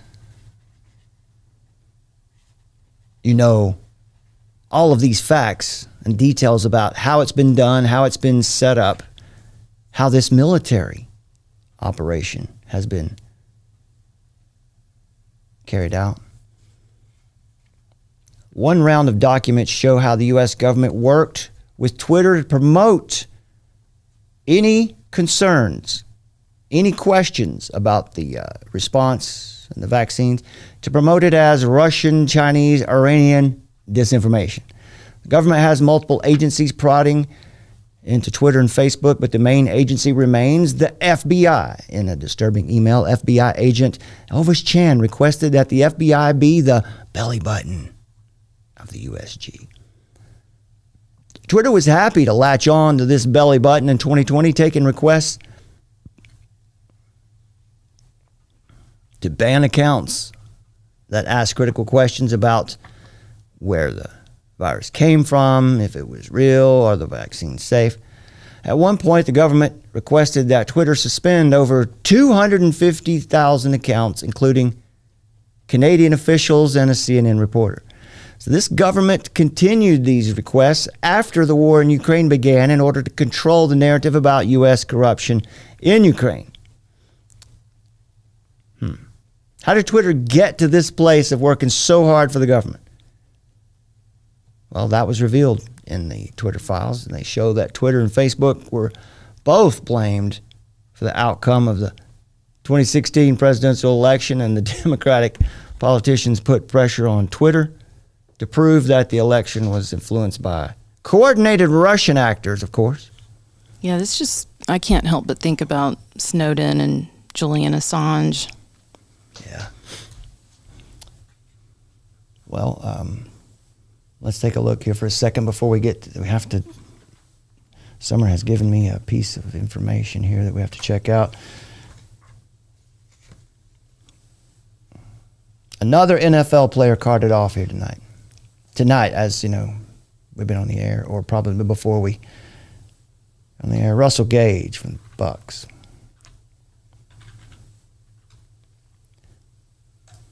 Let's see if we get anything on this. Yep. There it is. Prayers for Russell Gage and scary injury in Bucks-Cowboys wildcard game. It's weird. Apparently he was convulsing, I guess, maybe. I don't like the idea of playoff games being on a Monday night anyway. But let's see if we can find one here. That's the neck injury, perhaps. Think one thing going into a game, and then when you get into a game like this, that's the one that you kind of carry with you a little bit. How much will this night tonight impact that decision? His receiver fell down. That was Gage. And he is slow to get up. So they're going to check on him inside the 10. He injured his back last week. in the loss at Atlanta. And he goes down. That's the neck injury. Couldn't get back up. Yeah, he couldn't get up. Non-contact. Ooh, that was a bad down, hit on the back of the neck. Then he gets Donovan Wilson with Wilson. They get fined for that. I know one thing. I've laid there like that quite a few times. Third down and 10 when we come back. All right. So, well, that's not good, but that looks more like a concussion, neck injury. I think I had about a baker's dozen of those in my ridiculous career. You are strong like bull. Not really. Not really. Okay, folks. Well, I hope the guy's okay, of course. Yeah, definitely. Definitely pray for him. Yes. Anytime we're made aware of anything like that, let's make sure we include these guys in our prayers. And like see anybody, it's always just disturbing. I just don't like to see it. Knee injuries, like to see those either. Had that too, but especially when it's up around the head and neck, or what happened to Damar Hamlin that's horrifying stuff. And regardless of what you think is actually going on there, that's an image bearer of God out there. And when the Lord's changed your heart and you're in His family and you've got the Holy Spirit in you, you're affected when you see other image bearers, whether they've been saved by grace or not, you don't know, but you just see that image bearer suffering and it hurts. It's not good. All right, we're going to finish this up tonight with what we came here to tell you. This is a military action. It's a military program. They have suspended all safety rules and regulations everywhere in the world effectively. Pharmaceutical veteran, that is Sasha Lachova, blows the whistle on the evidence of collusion between industry, global regulatory agencies, and the U.S. Department of Defense. Now, this section I'm going to have to be reading for you because these are documents that we found. Now, first of all, we start out with Catherine Watt's report. American Bioterrorism Program. This comes from, here's her Substack. You can read these for yourself. Let me tell you, this is a research document that's been prepared for anybody who wants to go and look it up for yourself. To find out that what we're saying here, well, you can look at the evidence for yourself. Catherine Watt says, I started looking closely at the legal architecture supporting the COVID National Prison Panopticon. I appreciate that language. I started looking closely at the legal architecture supporting the COVID National Prison Panopticon in January 30th of last year, of 2022, after hearing attorney Todd Callender in an interview which provided information about the American domestic legal framework and how it fit with the oddly coordinated pandemic story told by governments worldwide, and how it relates to the World Health Organization International Health Regulations of 2005. All right, that's the point here, folks. This stuff has been in the works for decades. She says, prior to that day, I'd spent a lot of time with increasing confusion and alarm and despair trying to figure out why the United States constitutional legal system hadn't put a stop to the nonsense, as its nonsensicality became obvious to so many people. Why did it continue with no end in sight, not even a glimpse of a path to the end? Since then, as I've dug into Callender's analysis following the supported paper trails, I've learned why and how. One of those reasons is that public health emergency that is renewed like clockwork every 90 days. A whole lot of things that once were federal and state crimes and civil rights violations have been legalized by Congress through legislative statutory revisions to the United States Code. Now, that is a set of laws. That is not the Constitution. But nonetheless, we all opt into when we become birth certificate holding citizens of the United States. Now, this selling over of the United States legal system it's been signed on to by U.S. presidents. It's been implemented at the administrative regulatory level by the Department of Health and Human Services. Remember the first story we shared with you? Joe Biden has extended the public health emergency. Not because he wanted to. He said it was over. The pandemic was over in September. But it was the Director of Health and Human Services that decided that. And they've been given that authority through the Code of Federal Regulations. Catherine Watt says, I think the critical decay began around 1983 when the public health emergencies, the PHEs,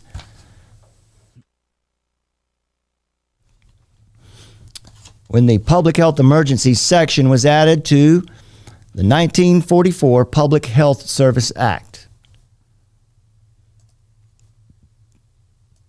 Let's see. Here's the article she's written, and here are the worst 22, in her opinion, of statutes passed by Congress between 1983 and now, that she's aware of anyway. We'll give you a few of them right here. So this was added to the Public Health Emergency section, was added to the 1944 Public Health Service Act. And although that act itself, the Public Health Service Act, was a representation of additional militarization of human medicine in the United States, most of the worst laws were passed from the year 2000 to now. You know what's significant about that? Folks, all of this is going to point right back to 9/11. Just before 9/11, in the U.S. Department of Defense, I can't say this word here. This one we have to stay away from on YouTube, but it's the word false, and then after that it's the word flag. If you put some words in between there, it's less likely you get anthrax attacks. Psychological operations might be safer to say. The basic goal was to set up legal conditions in which all governing power in the United States could be automatically transferred from the citizens and the three constitutional branches of the government into the hands of the Health and Human Services Secretary. Effective at the moment, the HHS Secretary himself declared a public health emergency, legally transforming free citizens into enslaved subjects. So what's interesting is, don't we see the same thing? Don't we see the World Health Organization trying to do the same thing right now on a global scale? This happened on January 31st, 2020, and became in effect as of January 27th, 2020, through the present day. It's still in effect. In other words, Congress and United States presidents legalized and funded the overthrow of the United States Constitution, the U.S. government, and the American people through a massive domestic bioterrorism program, relabeled as a public health program. Through a massive domestic bioterrorism program, and the Secretary of Defense, conducted by the HHS Secretary and the Secretary of Defense, on behalf of the World Health Organization and all its financial backers. some of the examples of some of these terrible laws, some of these that have got us to this point.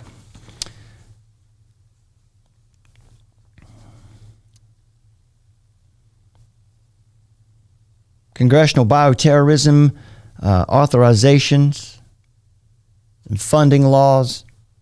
There's Public Law 10740 from the 107th Congress. It's probably hard to see. These might not work out so well. Here we go. Authorization for use of the United States Armed Forces. This would be given the authorization to put the military to work inside our own borders, which is not done. But you saw that done in 2020, right? When Trump announced we're going to ship the vaccines around using the military. Consistent with Section 8A1 of the War Powers Resolution, Congress declares this section is intended to constitute specific statutory authorization within the meaning of it. In light of a threat to the national security and foreign policy of the United States posed by these grave acts of violence, it's all a matter of definition. Such acts render it both necessary and appropriate that the United States exercise its rights to self-defense. What do they mean when they say the United States exercise its rights to self-defense? That's not you. You're not the United States. That United States is some kind of corporation that does business on its own and makes its own decisions. We live in the United States of America. I don't know what that United States is, but somehow or another they've got authority over us. That's a little deeper than we want to get into here. But this is how it's been done over a period of time. You're trying to get into that sovereign citizen stuff. I'm trying to stay away from that sovereign citizen. That's what I'm doing. Yeah. The 107th Congress, 2002, authorization for use of military force on the citizens. Right, rolling out the vaccines, shipping them, having the military manage the stockpile. That's authorization for use of military force inside our borders.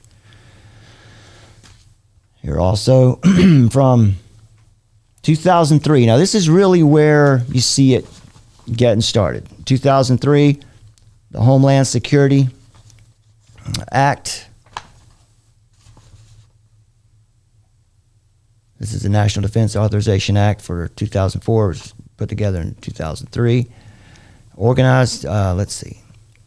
The Department of Defense authorizations, military construction authorizations, Department of Energy and National Security authorizations, and other authorizations. Now that's the very important one there that comes up to, you'll see that come back later. Other, that's just to catch off or whatever else we want it to mean.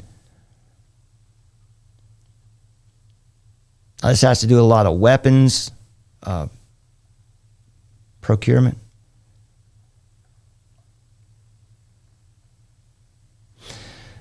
But this is the Homeland Security Act, pretty much, which sets in motion that agency where most of this is run through. And here from 2019, it's not it. Here it is, June 24th, 2019. Public Law 11622, Medical Countermeasures Budget Plan. All right, this is a Defense Authorization Act, and we've got the medical. I need to give you full screen. Medical Countermeasure Budget Plan, Material Threat and Medical Countermeasure Notifications, availability of the Biomedical Advanced Research and Development Authority. That's BARDA. All right, let's move on into this next piece so you know what all this means. Okay. This is, let's see, this is the Substack of Sasha Lachipova. Bear with us as we work through this. This is all kind of fresh to us. All non-traditional defense contractors, which includes hundreds of companies. This is, she says, all pharmaceutical companies. She calls them pharmas. All pharmas. All non-traditional defense contractors. This includes 100% of companies and academic institutions conspiring with the government to implement this domestic and international bioterrorism program. She says, for those of you who are new to this and not familiar with why she's using the term bioterrorism, she invites you to study the legal history and fact pattern. So some of these are these. Under the Stafford Act authority, President Trump declared a public health emergency on March 13th, 2020. Under that authorization, under that declaration of a public health emergency, that gave immense power to the Department of Health and Human Services. Who's going to be looking over there for the dictator to arise? Under public health emergency, medical countermeasures, which you just read about, shall not be considered to constitute a clinical investigation. Let's translate that. When it's called a medical countermeasure, there's no need to do testing. It's an emergency. We've got to have it now. Don't have to do testing. You don't have to do clinical trials. We'll tell you how they got around that in just a minute. Well, that's how they got around it. How did the pharmaceutical company get by with not doing it as a matter of ethical concern is the question.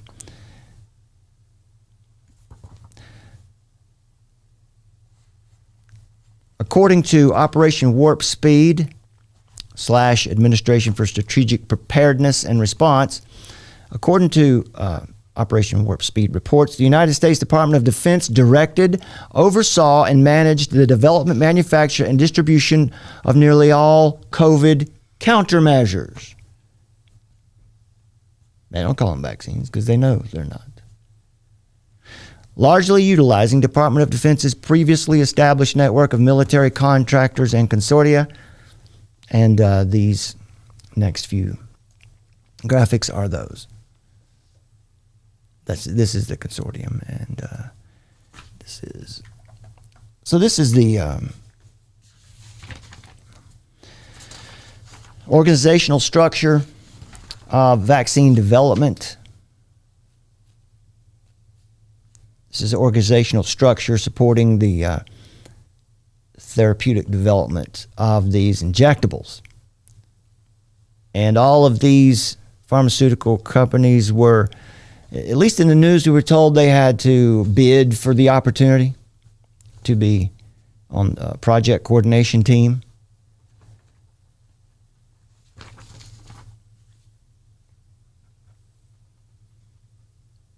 So you can see, well, we'll get to that about how the clinical trials were skirted.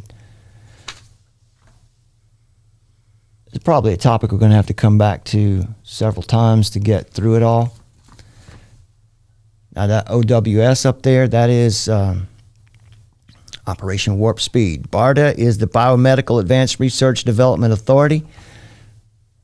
This graphic is how the vaccines are manufactured. This is and on the other, what do you call that? The bracket. On the other side of the bracket there are supporting efforts. These are all, in a sense, in a public health emergency, all of these corporations, all of these pharmaceutical companies, and all of these supporting efforts, these other companies, become military contractors. That means that they're not subject to the same laws and same requirements for ethical concerns that they normally are, right? Because it's a matter of emergency. We're in a big emergency, and we need to get around the rules because it's important that we achieve our goal. That's literally what it means. BARDA was responsible for prototype demonstrations. What it is, they contracted for COVID countermeasures, including vaccines, as what they would be called prototype demonstrations of large-scale manufacturing. Next piece here. This is the countermeasure portfolio. More a little deeper than we need to get into at the moment. Now, this is the requisition. What this is. This is the request. You can see there it's the proposal for COVID-19 pandemic large-scale vaccine manufacturing. The point of all this is, folks, this is not any agency, any health care agency of the U.S. government. This is not coming from, it's not being requested by doctors or even the president. This is a Department of Defense operation from the word go.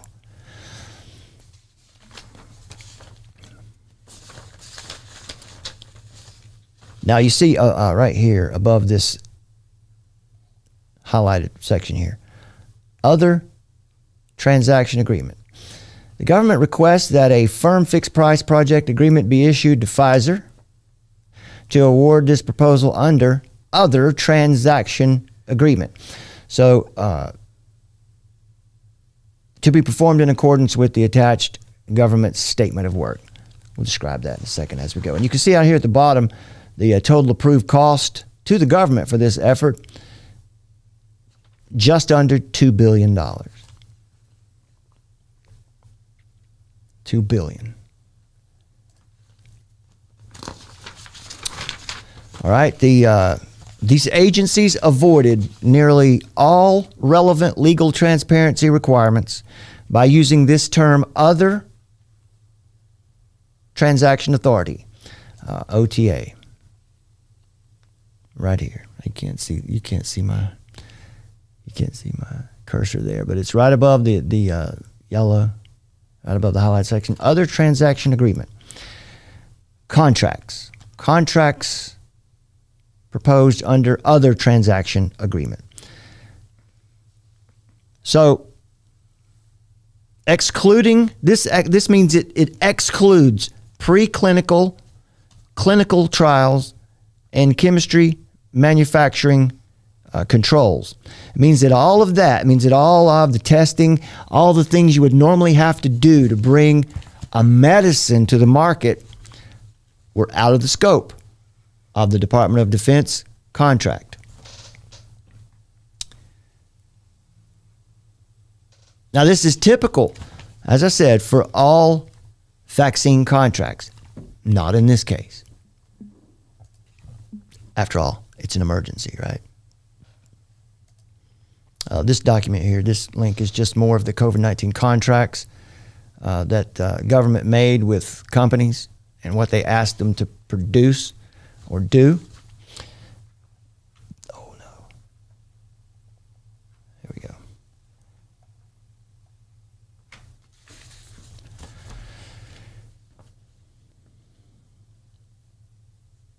So one of the contracts here, under the scope of the contract, this highlighted section says, while preclinical, clinical, and chemistry manufacturing controls activities are described in the background section of this statement of work, the parties acknowledge and agree that such activities not related to the large-scale manufacturing demonstration are out of scope for this prototype project, as Pfizer and BioNTech have and will continue to fund these activities without the use of government funding.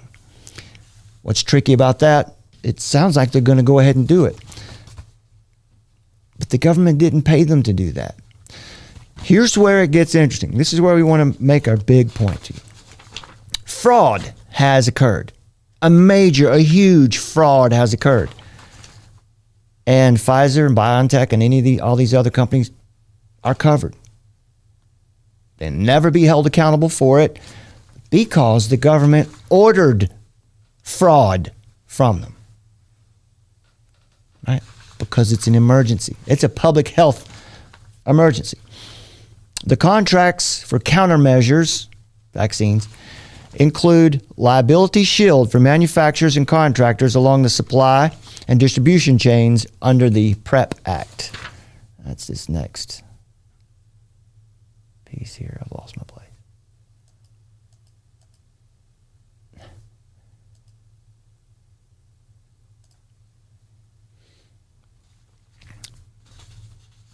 Now, as you'll see here, on the statement at the end of this contract, or this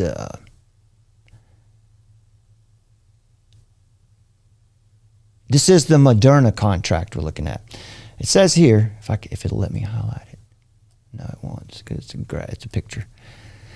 These items and technology covered by this contract are being developed for both civil and military applications. That's why we're justified in calling it a bioterror weapon or a biological weapon. That's what the Department of Defense, that's what the military produces when they get involved in biological agents. They're weapons. They're weapons. As prototypes under Emergency Act Authorization, EUA, Emergency Use Authorization, during a public health emergency, COVID countermeasures, vaccines, need not comply with laws governing clinical trials, manufacturing, quality, safety, or labeling. Now, this term need not comply. This is not a term that, you can't see that. There we go. It's not a term that's just being made up. It's their language. It's written into law by the U.S. Congress. All this is pseudo-legal, unconstitutional, but it's what Pfizer will use in their defense whenever anyone, including whoever it might be, whatever lawyer or whatever nation, happens to want to sue them in the future for what they've done, they will refer back to this. If anyone fixates on prosecuting Pfizer for fraud, they will refer to this. They'll get off the hook, just like they have already numerous times before. Pfizer as a company, as a corporation, is a felon, and they're operating under consent decree. That means it's a form of parole for criminal corporations. That means you have to work for the government. Kind of like when a hacker gets caught by the FBI and it goes to work for the FBI to do their bidding, to do what they need him to do. Kind of the same thing. Here's the big point. Pfizer did not defraud the government. They've broken no laws. What Pfizer did was they provided fraud that the government had ordered. They just did what they were told. Now, more about the kinds of fraud that Pfizer has committed for the U.S. government. There's a whole list. Show up in this particular affidavit here, which we'll look at when it comes up here in just a minute. Yeah. The result of all this, anyway, is that we have a chaotic mess of everything from sham injectables. Here's the problem. The thing about these countermeasures, these injectables, these vaccines, it could be anything. It could be anything from mostly just saline all the way to the other end of the spectrum where it's something extremely dangerous and deadly. And that is because there was no testing, there was no control over the manufacture of it at all. They were accountable to no one but themselves. And they were ordered to send a fraud to the U.S. government, to provide a fraud to the U.S. government. They violated drug safety laws that govern clinical trials, product labeling.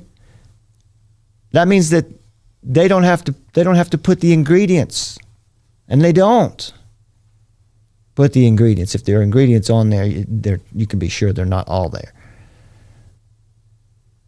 Product sterilization standards don't have to be met. Importation rules don't have to be adhered to.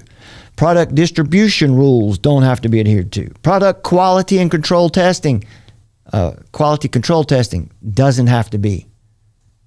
There's no standard that they have to adhere to. How they dispense it and other parts of the National Drug Supply Oversight System are just overlooked. So this is an affidavit written up by Dr. Jane Ruby that's been used several times already in cases against either the government or Pfizer, on behalf of people who are injured, on behalf of the public. So she gives her credentials here, stating why she is an expert and has the authority to speak on these issues. And then here as an experienced research scientist and former healthcare provider, I have been an advocate of good health and health practices and evaluated the health effects of these products, and I believe have been authorized and approved illegally. I believe within a reasonable degree of medical certainty that these injections erroneously referred to as vaccines and available under the numerous mandates across the U.S. are not safe for any human generally, and particularly dangerous for military personnel. It's my belief, based upon a reasonable degree of medical certainty, that the injections could cause serious and permanent injury and deaths of military personnel in the course of their duties to protect the American people. I believe within a reasonable degree of medical certainty that the data upon which the Department of Defense has based its mandate is flawed and or inaccurate, and imposing these injections is dangerous and could harm military members, resulting in a risk to our nation's well-being and military readiness. Well, as we know now, our nation's well-being, military readiness, destroying that is part of the point, part of the purpose of the current regime anyway. Here on number 11, you can see right here you can see that where she made the case here, a modified open label observational variable dose trial with no informed consent. No informed consent as to the status change, the exact dosage, or full disclosure of ingredients or their known risks, and completely comprised the required standard, known as good clinical practices data for license application. So the people who, if there were any people taking part in these human trials, they weren't told what the real risks were. Why? Well, it's an emergency. What resulted was the distribution of an incomplete and deceptive marketing label out to the general public. In my expert opinion, this is an egregious and fraudulent misrepresentation of the safe and effective statements made to the public and basis for a legality of all emergency use authorizations and or FDA approvals. All right. So, informed consent has been violated. 15 here talks about human genome testing. 2 FDA guidance for industry documents, considerations for the design of early phase clinical trials of cellular and gene therapy products, with a link. Says this is what's required. The FDA requires, it says later here, the FDA requires 15 years for this kind of countermeasure, for this kind of injectable, for this kind of product to come to the market under normal channels. It takes 15 years. Human gene therapy products incorporating human genome editing illustrate the FDA's known concerns of the never before tested in humans mRNA gene editing therapies, including but not limited to prolonged bioactivity in the body. Nobody knows how long it'll stay in the body and remain active. Significant risks and uncertain benefits.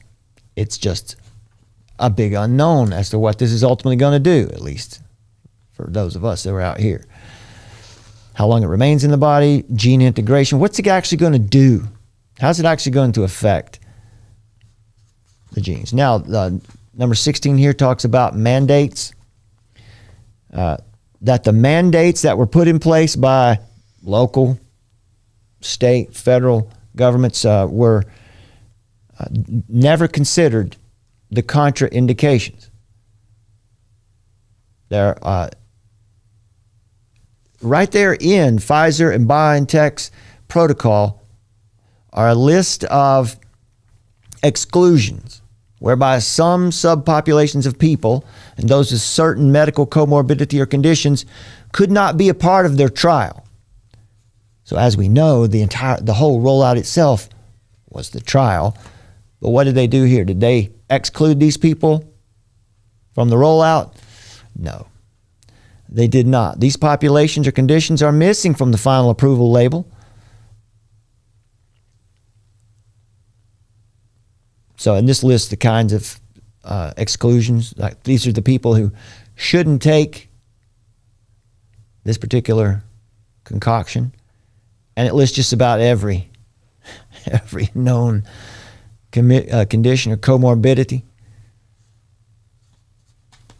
Number 17 points out here that there are no study results. Still to this day, there are no reliable results of the study. We don't know the drug half-life. We don't know the drug interactions. We don't know the absorption rate, the elimination rate, the receptor affinity. We don't know what it's going to do inside the body. There's no information on this thing still today. And any information that's out there is incomplete. 22 says here that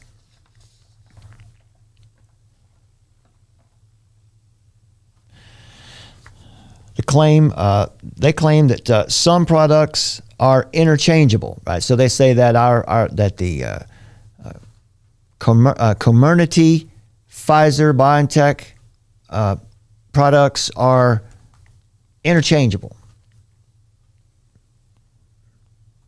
but there's no evidence as to why that would be the case. Number 25 here describes how all of these lots, all of these particular products, these injectables, these countermeasures were produced anyway. They were approved anyway, outside of all of the normal channels that were put there to keep people safe in the first place. 26 here says, once again, we still don't know what the ingredients are. COVID-19 genetic vaccine companies, Pfizer, Moderna, Johnson & Johnson, have not provided complete FDA or the public disclosure on their vaccine boxes, package inserts, or labels for all of the ingredients within these injection vials, vis-a-vis fundamental human rights governed by international law. And the Nuremberg Code of 1947, the vaccine-specific ingredient information is critical, required, and necessary to know so that any human can make an informed decision whether to consent to inoculation or not. You know what that... She has a... Sasha has, on her Substack, has an article called Due Diligence and Art. Nobody knows what's in the vials. So definitely look for that one too later. Yeah. We'll definitely come back to you with more of this. We'll come back to you. Well, Lord willing, we'll come back to you this week with more information. But who knows after this, after we sign off tonight, if we'll see you again for a long time. I don't know. We might disappear. Yeah. Just kidding. Oh, here it is, number 27.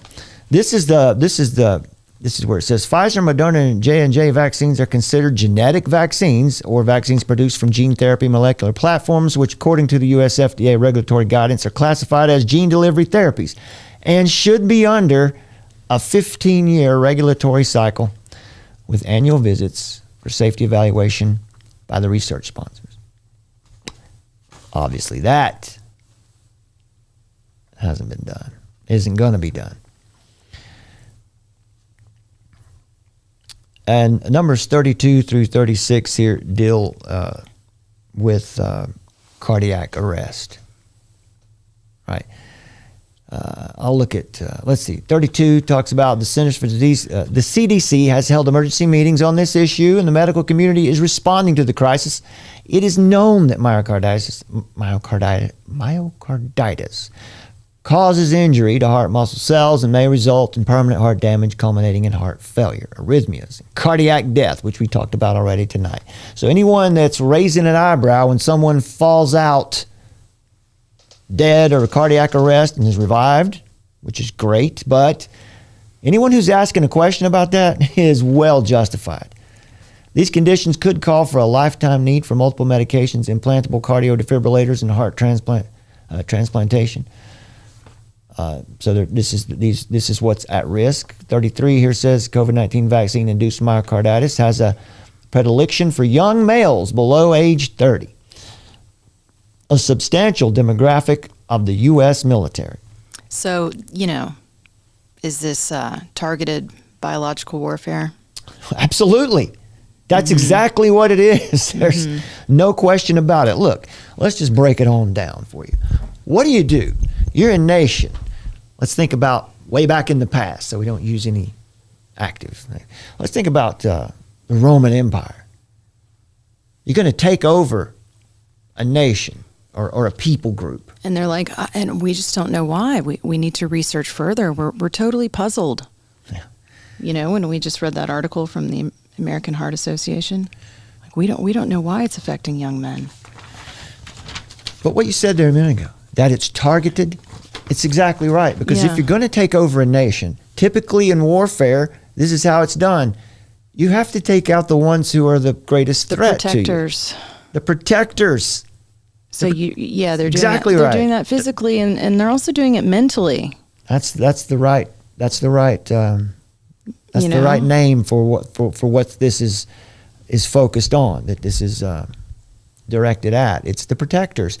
Take out the protectors. Take out the young and healthy males. Yeah, I mean, how many times have we seen that tonight? All these articles. Yeah. How about that? So this continues on and on. I should probably start wrapping it up. But here's the document. This is the order form. I guess this was, I don't know who this was. Oh, this is the order form where the government ordered this fraud, these countermeasures, these injectables from Pfizer. You can see there on the left. And a lot of it's been redacted. Oh, tons of it's redacted. Yeah, we'll have to look through this a little more closely to find out what we can find. They got this through the Freedom of Information Act, right? Yeah, it's available. So yeah, we'll look through more of this for you. But this is commodity name COVID vaccines. That's what they're ordering, and of course. Elsewhere in here, it describes the parameters of all this, telling them that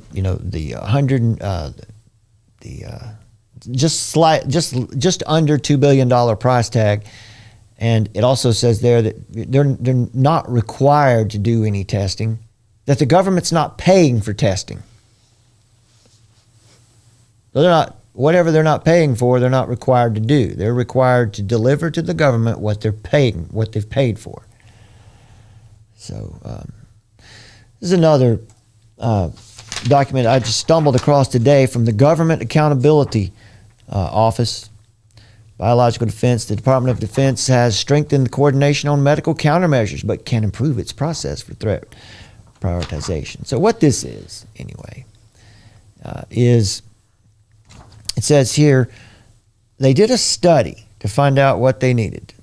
Why did they do this study? They say the spread of the scientific capabilities to produce effective biological weapons has contributed to concerns about the threat posed to the warfighter from biological attacks. So generally, they're saying here that, look, the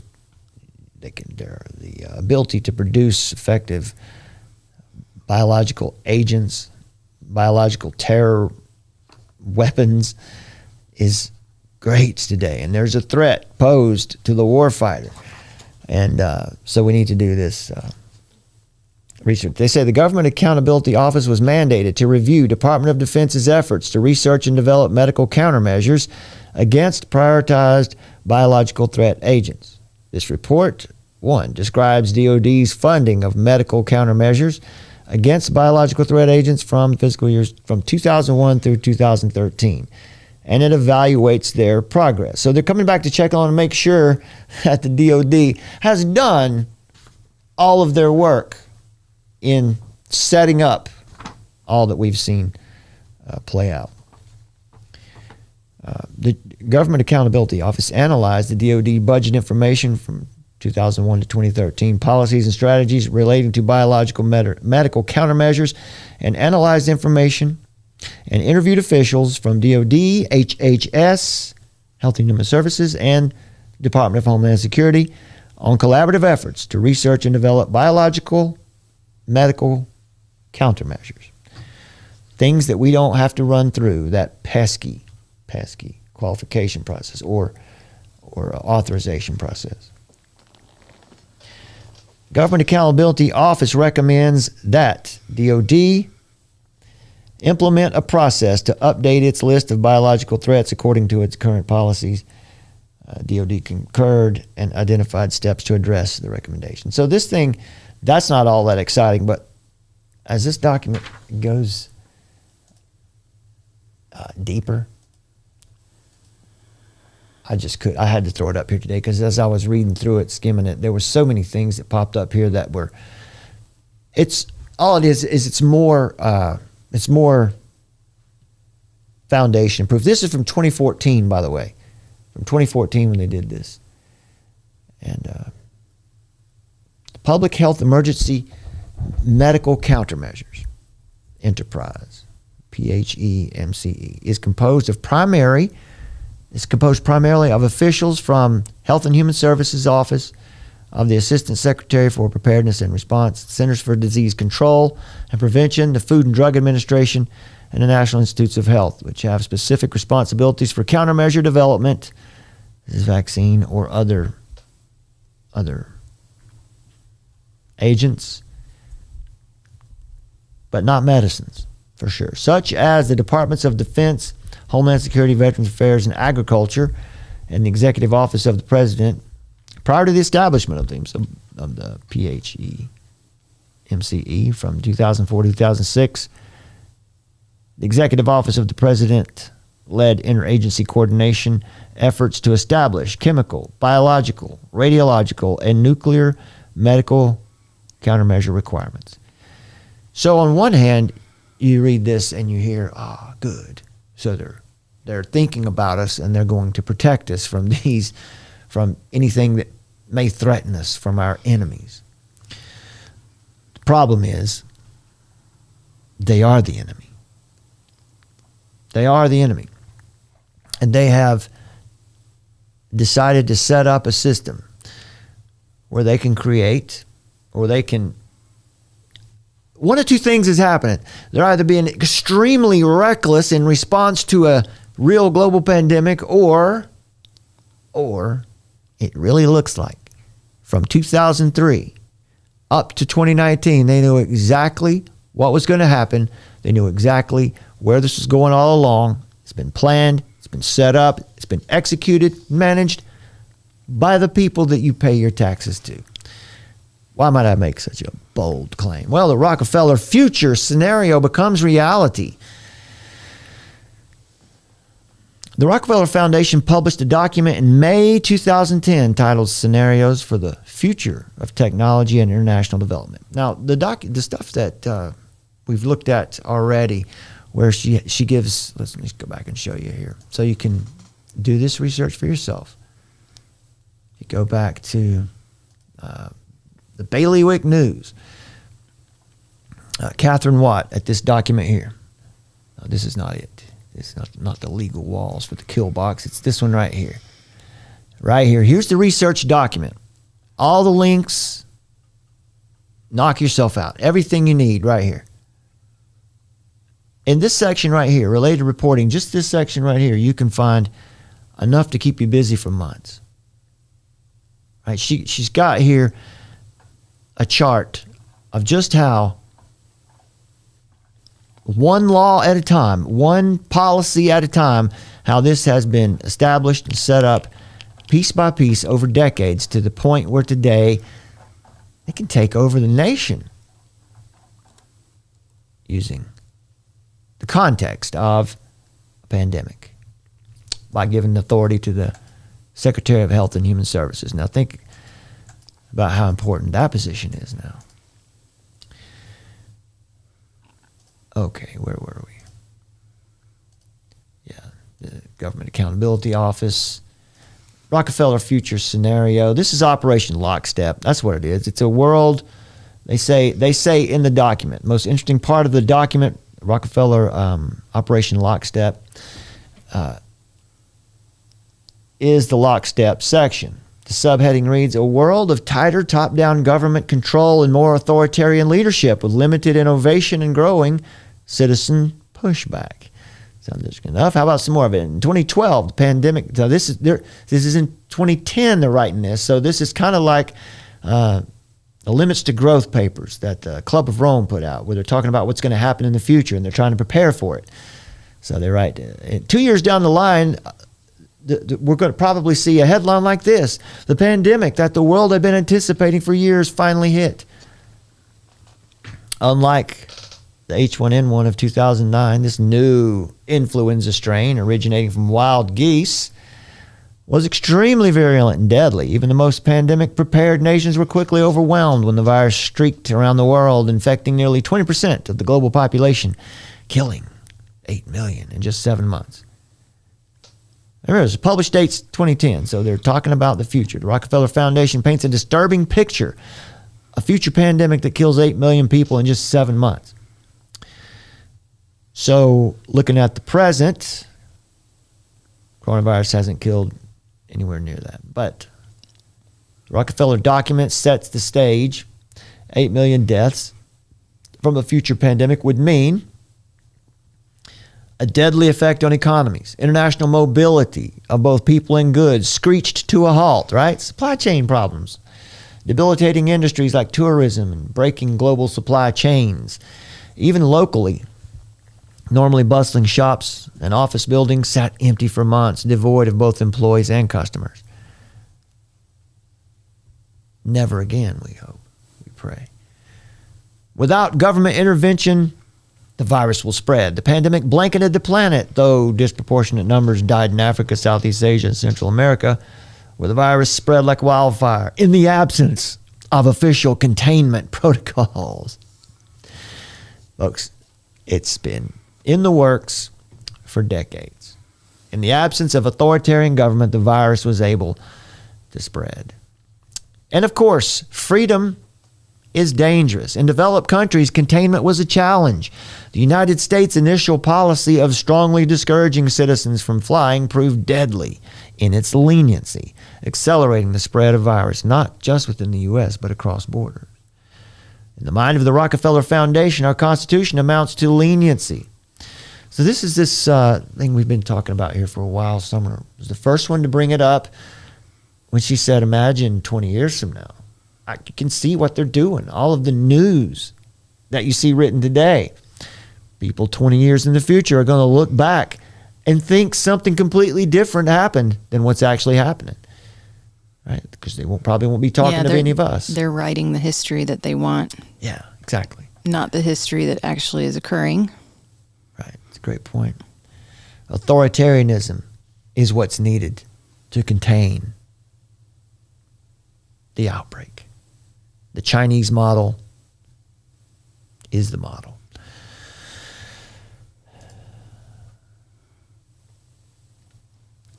Here's some a couple quick videos from. Let's see. We wanted to give you this here. Call it military. Oh gosh, is this the right one? Let's give you this right here. The Panther Division from Fort Bragg. I think that's what it is. Just listen to these guys. Now, this is early on in the pandemic. Listen to these guys and their script. I'm Specialist James Perry. I'm an 11 Bravo infantryman. I am Sergeant David Barbado. I'm an 11 Bravo infantryman. And I got the COVID-19 vaccine. And I got the COVID vaccine. Check out that one-eye symbolism. The reason I got the COVID-19 vaccine is because I was an asymptomatic carrier. I've tested positive for COVID-19 before, and I felt it was in the best interest of those around me. There's the old asymptomatic carrier, right? That's the person who, you're not sick. You don't think you're a problem, but you really are. You really are. I think it's time to pull out your book, the HIV/AIDS thing. Back there on the counter. I've got the video. Vaccinated just to kind of mitigate the spread, especially for my fellow soldiers to my left and right who potentially don't have the ability to vaccinate all those in their household and family. I got the COVID-19 vaccination because it's all about taking care of the guy to the left and right of you. I did my own independent research. It's your moral duty. He did his independent research, right? I think this young man, God bless him, do you think he did his independent research? Or do you think he's saying what he's ordered to say? Taking care of the guy to the left and right of you. I did my own independent research. I had medical professionals guide me, and the information is just out there. If you look at it yourself, you would know that vaccine is 99% effective, and it was time to get it. Now, at the time he said that it has never been 99% effective. Not even close. This just makes me cringe. This is how you know what you're looking at is an operation at work. The vaccine's still not a mandatory thing, so as a leader, I took it upon myself to bring my guys in, explain to them everything, give them the proper resources, information they would need to make that decision. Doesn't have to be mandatory as long as you can emotionally compel people to play along, right? It's not going to be mandatory or even it won't be penalized legally. You're just going to be ostracized from society. As a squad, it should be for the betterment of the platoon and for the company. So we all came to agreements and we all went over to Sports USA and got the vaccine. We all kind of got together and mutually decided that for the benefit of the whole, it would be a good idea to everyone get vaccinated. Trust your leadership, trust your medical professionals. They're going to steer you. Remember now, what have we learned here today? Is that who is most likely to suffer some of these side effects, some of these cardiac people in his age range. Side effects. Yeah, that's probably enough of that. Anyway, we've done made this the point. Here. Yeah, we've done this here before. There you go. Just because. There is a degree of anti-science feeling in this country. And I think it is not just related to science, it's almost related to authority and a mistrust in authority that spills over because in some respects, scientists, because they're trying to present data, may be looked upon as being authoritative figure.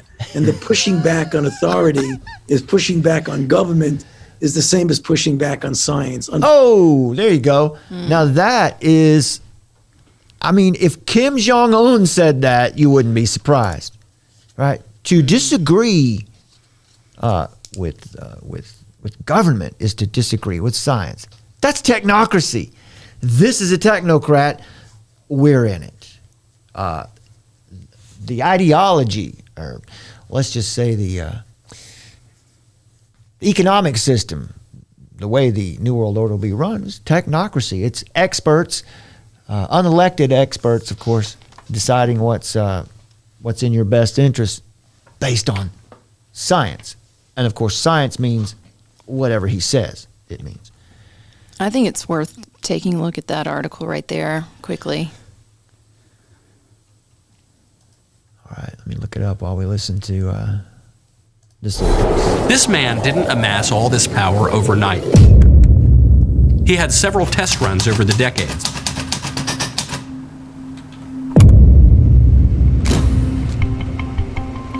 The best scientists do not become administrators. The best scientists stay in the labs.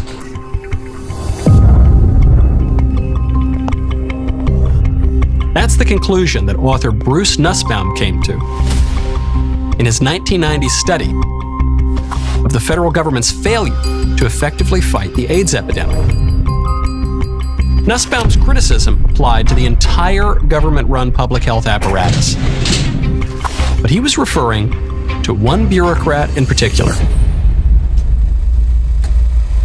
What I'd like to do is discuss with you a topic which I'm sure all of you are aware of.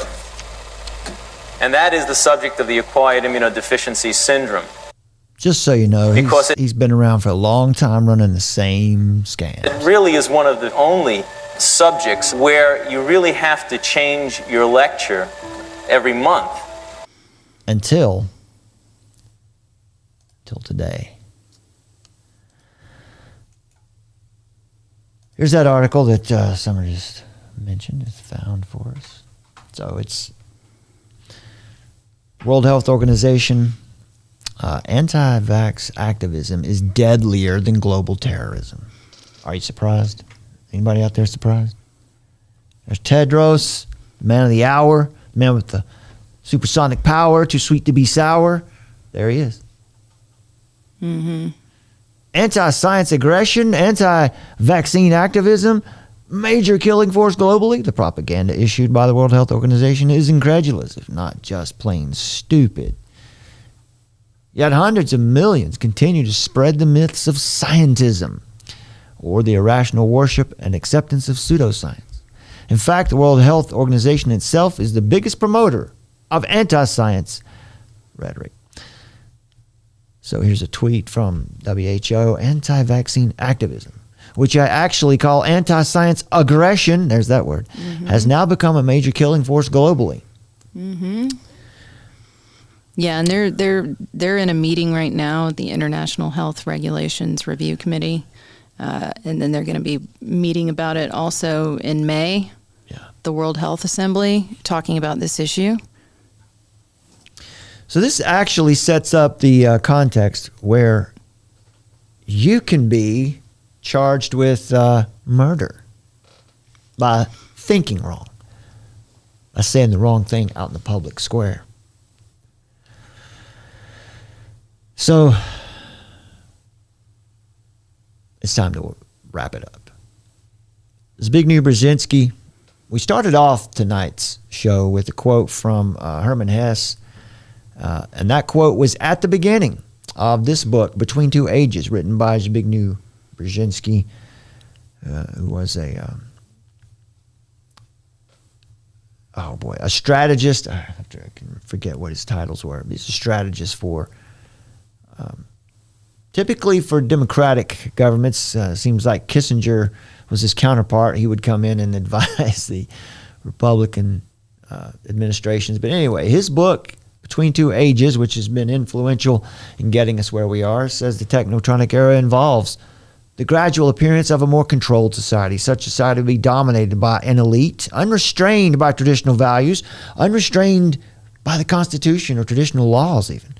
Soon it will be possible to assert almost continuous surveillance over every citizen and maintain up-to-date, complete files containing even the most personal information about the citizen.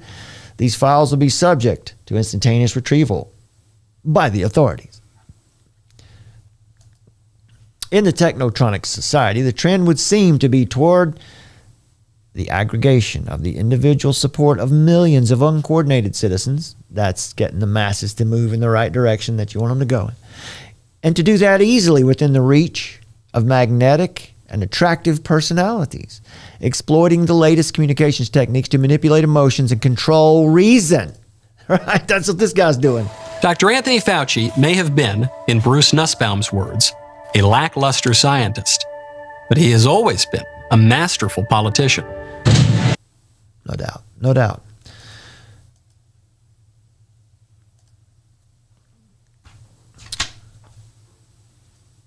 All right.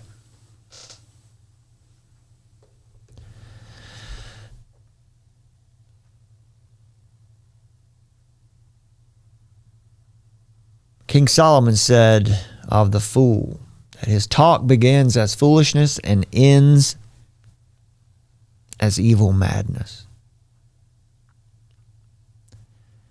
Can a disregard for evidence, logic, and open inquiry, combined with a burning hatred for large classes of people perceived as political opponents, Racists, sexists, homophobes, transphobes, etc. Could that possibly lead to anything good? Postmodernists pretend to be experts in what they call theory. And they claim that they express profound truths in a way that cannot be understood without proper training. Theory is not real. Postmodernists have no expertise and no profound understanding. And by postmodernists, we mean these technocrats. They've shown that they have no ability to distinguish scholarship grounded in theory from deliberate nonsense and faulty reasoning, mixed in with hate.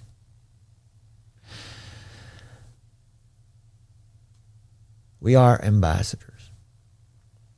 2 Corinthians 5,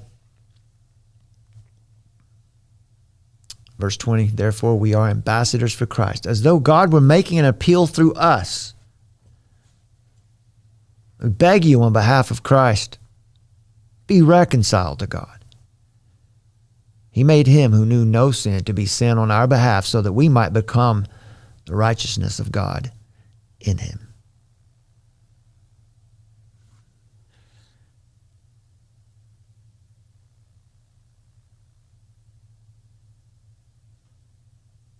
Friends, you need to beware. Do not fall for this movement. These people will tell you that they're on your side, but the movement is made up of wolves, intentional deceivers, and those who have been deceived also. Those who haven't figured out yet that they're in a cult. This group is poison. Steer clear. Warn your family. Warn your friends of what's going on here. Unfortunately, most Americans don't care. It's probably because they don't know that government is throwing so much money and power at this ridiculous authoritarianism. And it's typical that what we do is we wait until it's too late. Gary DeMar, theologian, writer, author, he was talking about David Jeremiah. He said in a recent sermon, Pastor David Jeremiah called COVID-19 pandemic the most apocalyptic thing that's ever happened to us. Really? Not the Black Plague that killed 30 to 60% of Europe's population? Not 2 world wars? 75 million people died in World War II, including about 20 million military personnel. 40 million civilians, many of whom died from debilitating diseases, deliberate genocide, massacres, mass bombings, starvation. Then there was the economic crisis of the Great Depression, the Dust Bowl of the 30s, the Spanish flu killed 50 million at a time when the world population was less than 2 billion. You don't need a particular Bible prophecy to tell you what our government is doing regarding the original COVID-19 and subsequent actions. That what they're doing is overreach, it's tyranny, it's totalitarianism, it's despotism. You can add critical race theory to that, the Green New Deal, climate change policies, government, public education, indoctrination. You can add the LGBTQ plus movement, that forced agenda, the further rise of creeping socialism, the transgender movement, Planned Parenthood, abortion, and the selling of aborted baby parts, and so much more. These are real and all tyrannical and totalitarian. These are prime indicators of the failed worldview that has arisen to attack the Lord and his anointed. Psalm 2:2. This is the way it's always been. It's sad to say, much of the responsibility resides with Christians who believe that engaging the world with God's word is outside the bounds of what we should be doing this side of eternity. If Psalm 2 is not true, then nothing is true. But it is true. Verse 4 says, "He who sits in the heavens laughs. The Lord scoffs at them.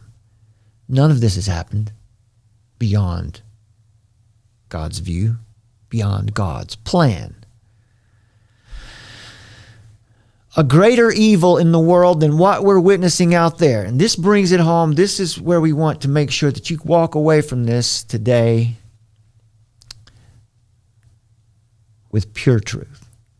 The greater evil than what you're witnessing from your own government today is the way our nation uses the military in an attempt to fix what cannot be fixed through force. What's been used internationally is used domestically by Congress and our courts to force compliance to more evil. When evil raises its head, here's the real sad part. When evil raises its head, too many Christians turn to the last book of the Bible for a way to exonerate their decision to sit this one out, to stay at home on the couch, to be AWOL from what God has called us to do. You're in a war. You need to know you're in a war. God said you would be in a war. It's spiritual war. Prophecy writers capitalize on moments like these, and sadly, too many Christians forget that our duty is in the world and not in hiding. So again, Abraham Kuyper's comment on sphere sovereignty continues to ring true right through all of this. He said, right here is the sore spot. In any successful attack on freedom, the state can only be an accomplice. The chief culprit is the citizen. It's you and me who forgets his duty, wastes away his strength in the sleep of sin and sensual pleasure, and so loses the power of his own initiative.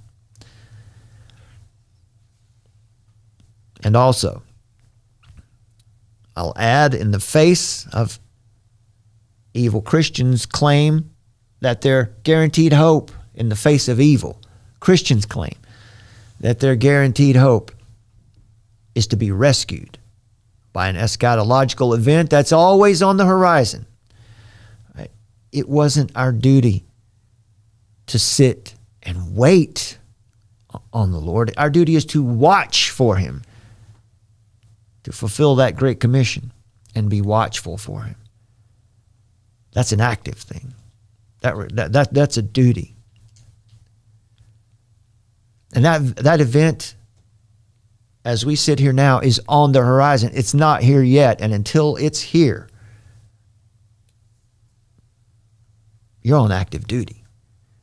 We could take numerous actions now to turn back the tide of tyranny and totalitarianism while we still have some freedom. But if we're unwilling to do these things while we still can in the green season, can assure you that they will not be available in the dry season. There's enough history to prove that point. And this from Joel Setcase. America has become more immoral over the last 15 years. Do we deserve God's mercy now? Or do we deserve tyranny? We conclude that the best solution to the nation is the gospel. It is faith in Christ, and it is real repentance.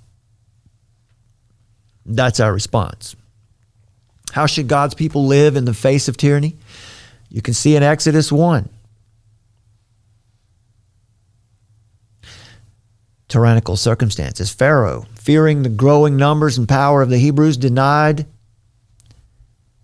them their rights of property and liberty and subjected them to forced labor. If he had had vaccines, he would have used them. Later, recognizing the danger that boys under normal circumstances grow up to be men. And this posed a threat to his tyrannical state. Pharaoh ordered their midwives to slaughter their male children. He planned to emasculate the entire nation of Hebrews. What do these countermeasures do but target the same segment of our society? Pharaoh's orders grew more and more diabolical over time. The lesson that you see in Exodus here from Shiphrah and Puah, what does it teach us? Those are the ones who hid the young men, hid the babies, the male babies. And they lied. They lied to the leaders, the Egyptian leaders, about what they were doing. It's the same idea as those who hid Jews in their homes, in the walls, in the basements during World War II. What does this teach us? It teaches us that God approves of obedience in defiance of tyranny. In our hearts, however, we fear punishment, we fear pain, and we fear disapproval. We want to be comfortable. And call us crazy, but the idea of continuing to obey God in the face of threats from those in power, whether in government or society, seems to threaten our bodily comfort. Furthermore, think of what a bad reputation we'll get if we become known as those who go against the accepted norms and laws. It could damage our evangelism. We think. We see through a glass darkly. We don't think eternally. But look how the gospel improves our thinking. Like those midwives who saved the Hebrew babies. Jesus faithfully kept on his Father's plan, even in the face of every incentive to stop, including threats from King Herod, Luke 13, and rebukes, even in the face of rebukes from his own disciple Peter, Matthew 16:22. In spite of the many temptations, Jesus willingly embraced the shame of his mission, the humiliation of his mission, Hebrews 12:2, humbling himself to the point of death by crucifixion, Philippians 2:8, in obedience to God. As a result, he, like those midwives, was immortalized, quote unquote, in that he literally rose from the dead and received glory, honor, and immortality, Romans 2:7. And in his rightful place as king over all governments. He will one day judge the tyrants and despots, both ancient and modern, and he is the one we follow. How should we respond to tyranny right now? What do we do now? Who do we trust? That's the question we asked right at the top of the show. Now we can be free from fear of punishment, pain, and disapproval if we want. Jesus took on all the condemnation this world could muster, and he shook it off. He drank the full cup of God's wrath, and it couldn't hold him because he is God. United with him, we have nothing to fear and everything to gain by obeying God. Yes, you might die. Jesus said himself, Matthew 16:24.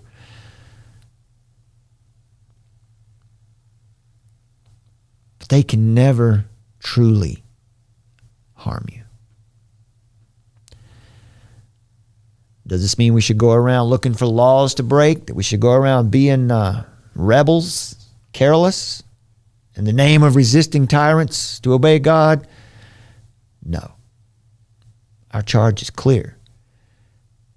It means that we will faithfully, meaning consistently and trustingly, keep obeying God, doing, saying, and thinking what he commands without fear of man, without fear of government, without fear of society, without fear of being left out or anything else.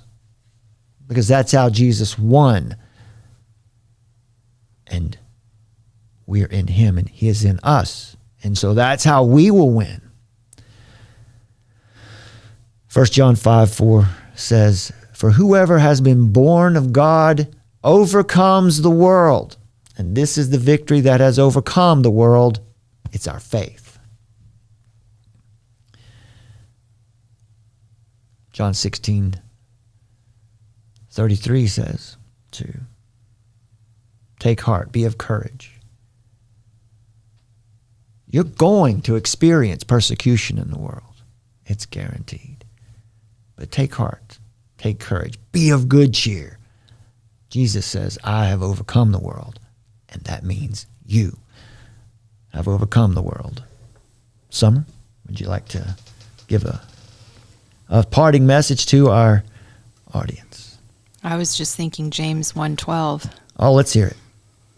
Blessed is the man who remains steadfast under trial, for when he has stood the test, he will receive the crown of life, which God has promised to those who love him. Yeah, that's beautiful. That's perfect. I think that's a pretty good send-off. I think it is. God bless you, my friends. We'll see you here again next time, Lord willing. Who knows what's in store, but whatever it'll be, we're going to meet it joyfully because we know whatever we face, it's going to be with the Holy Spirit in us, and we're going to face it joyfully, as the first chapter of James also says. Count it all a joy. Count it all a joy. That's my wife speaking, my friends. She makes me very proud, and I love her. You make me very proud. All right. Well, God bless you, my friends. We'll see you next time, whenever that may be. See you soon. God bless. Interesting position coming from a man on a crusade against the evils of technology. I'm not against technology, Doctor. I'm against the men who deify it at the expense of human truth. Armor of Truth. Live. In the age of technocracy, scientism, and pop atheism, faith is resistance.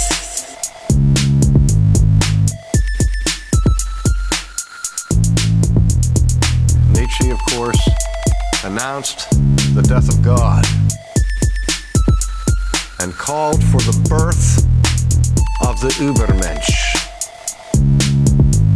the Superman, who would take humanity to new heights and to create a new world order. Find us at the Armor of Truth YouTube channel. And log on. armoroftruth.net.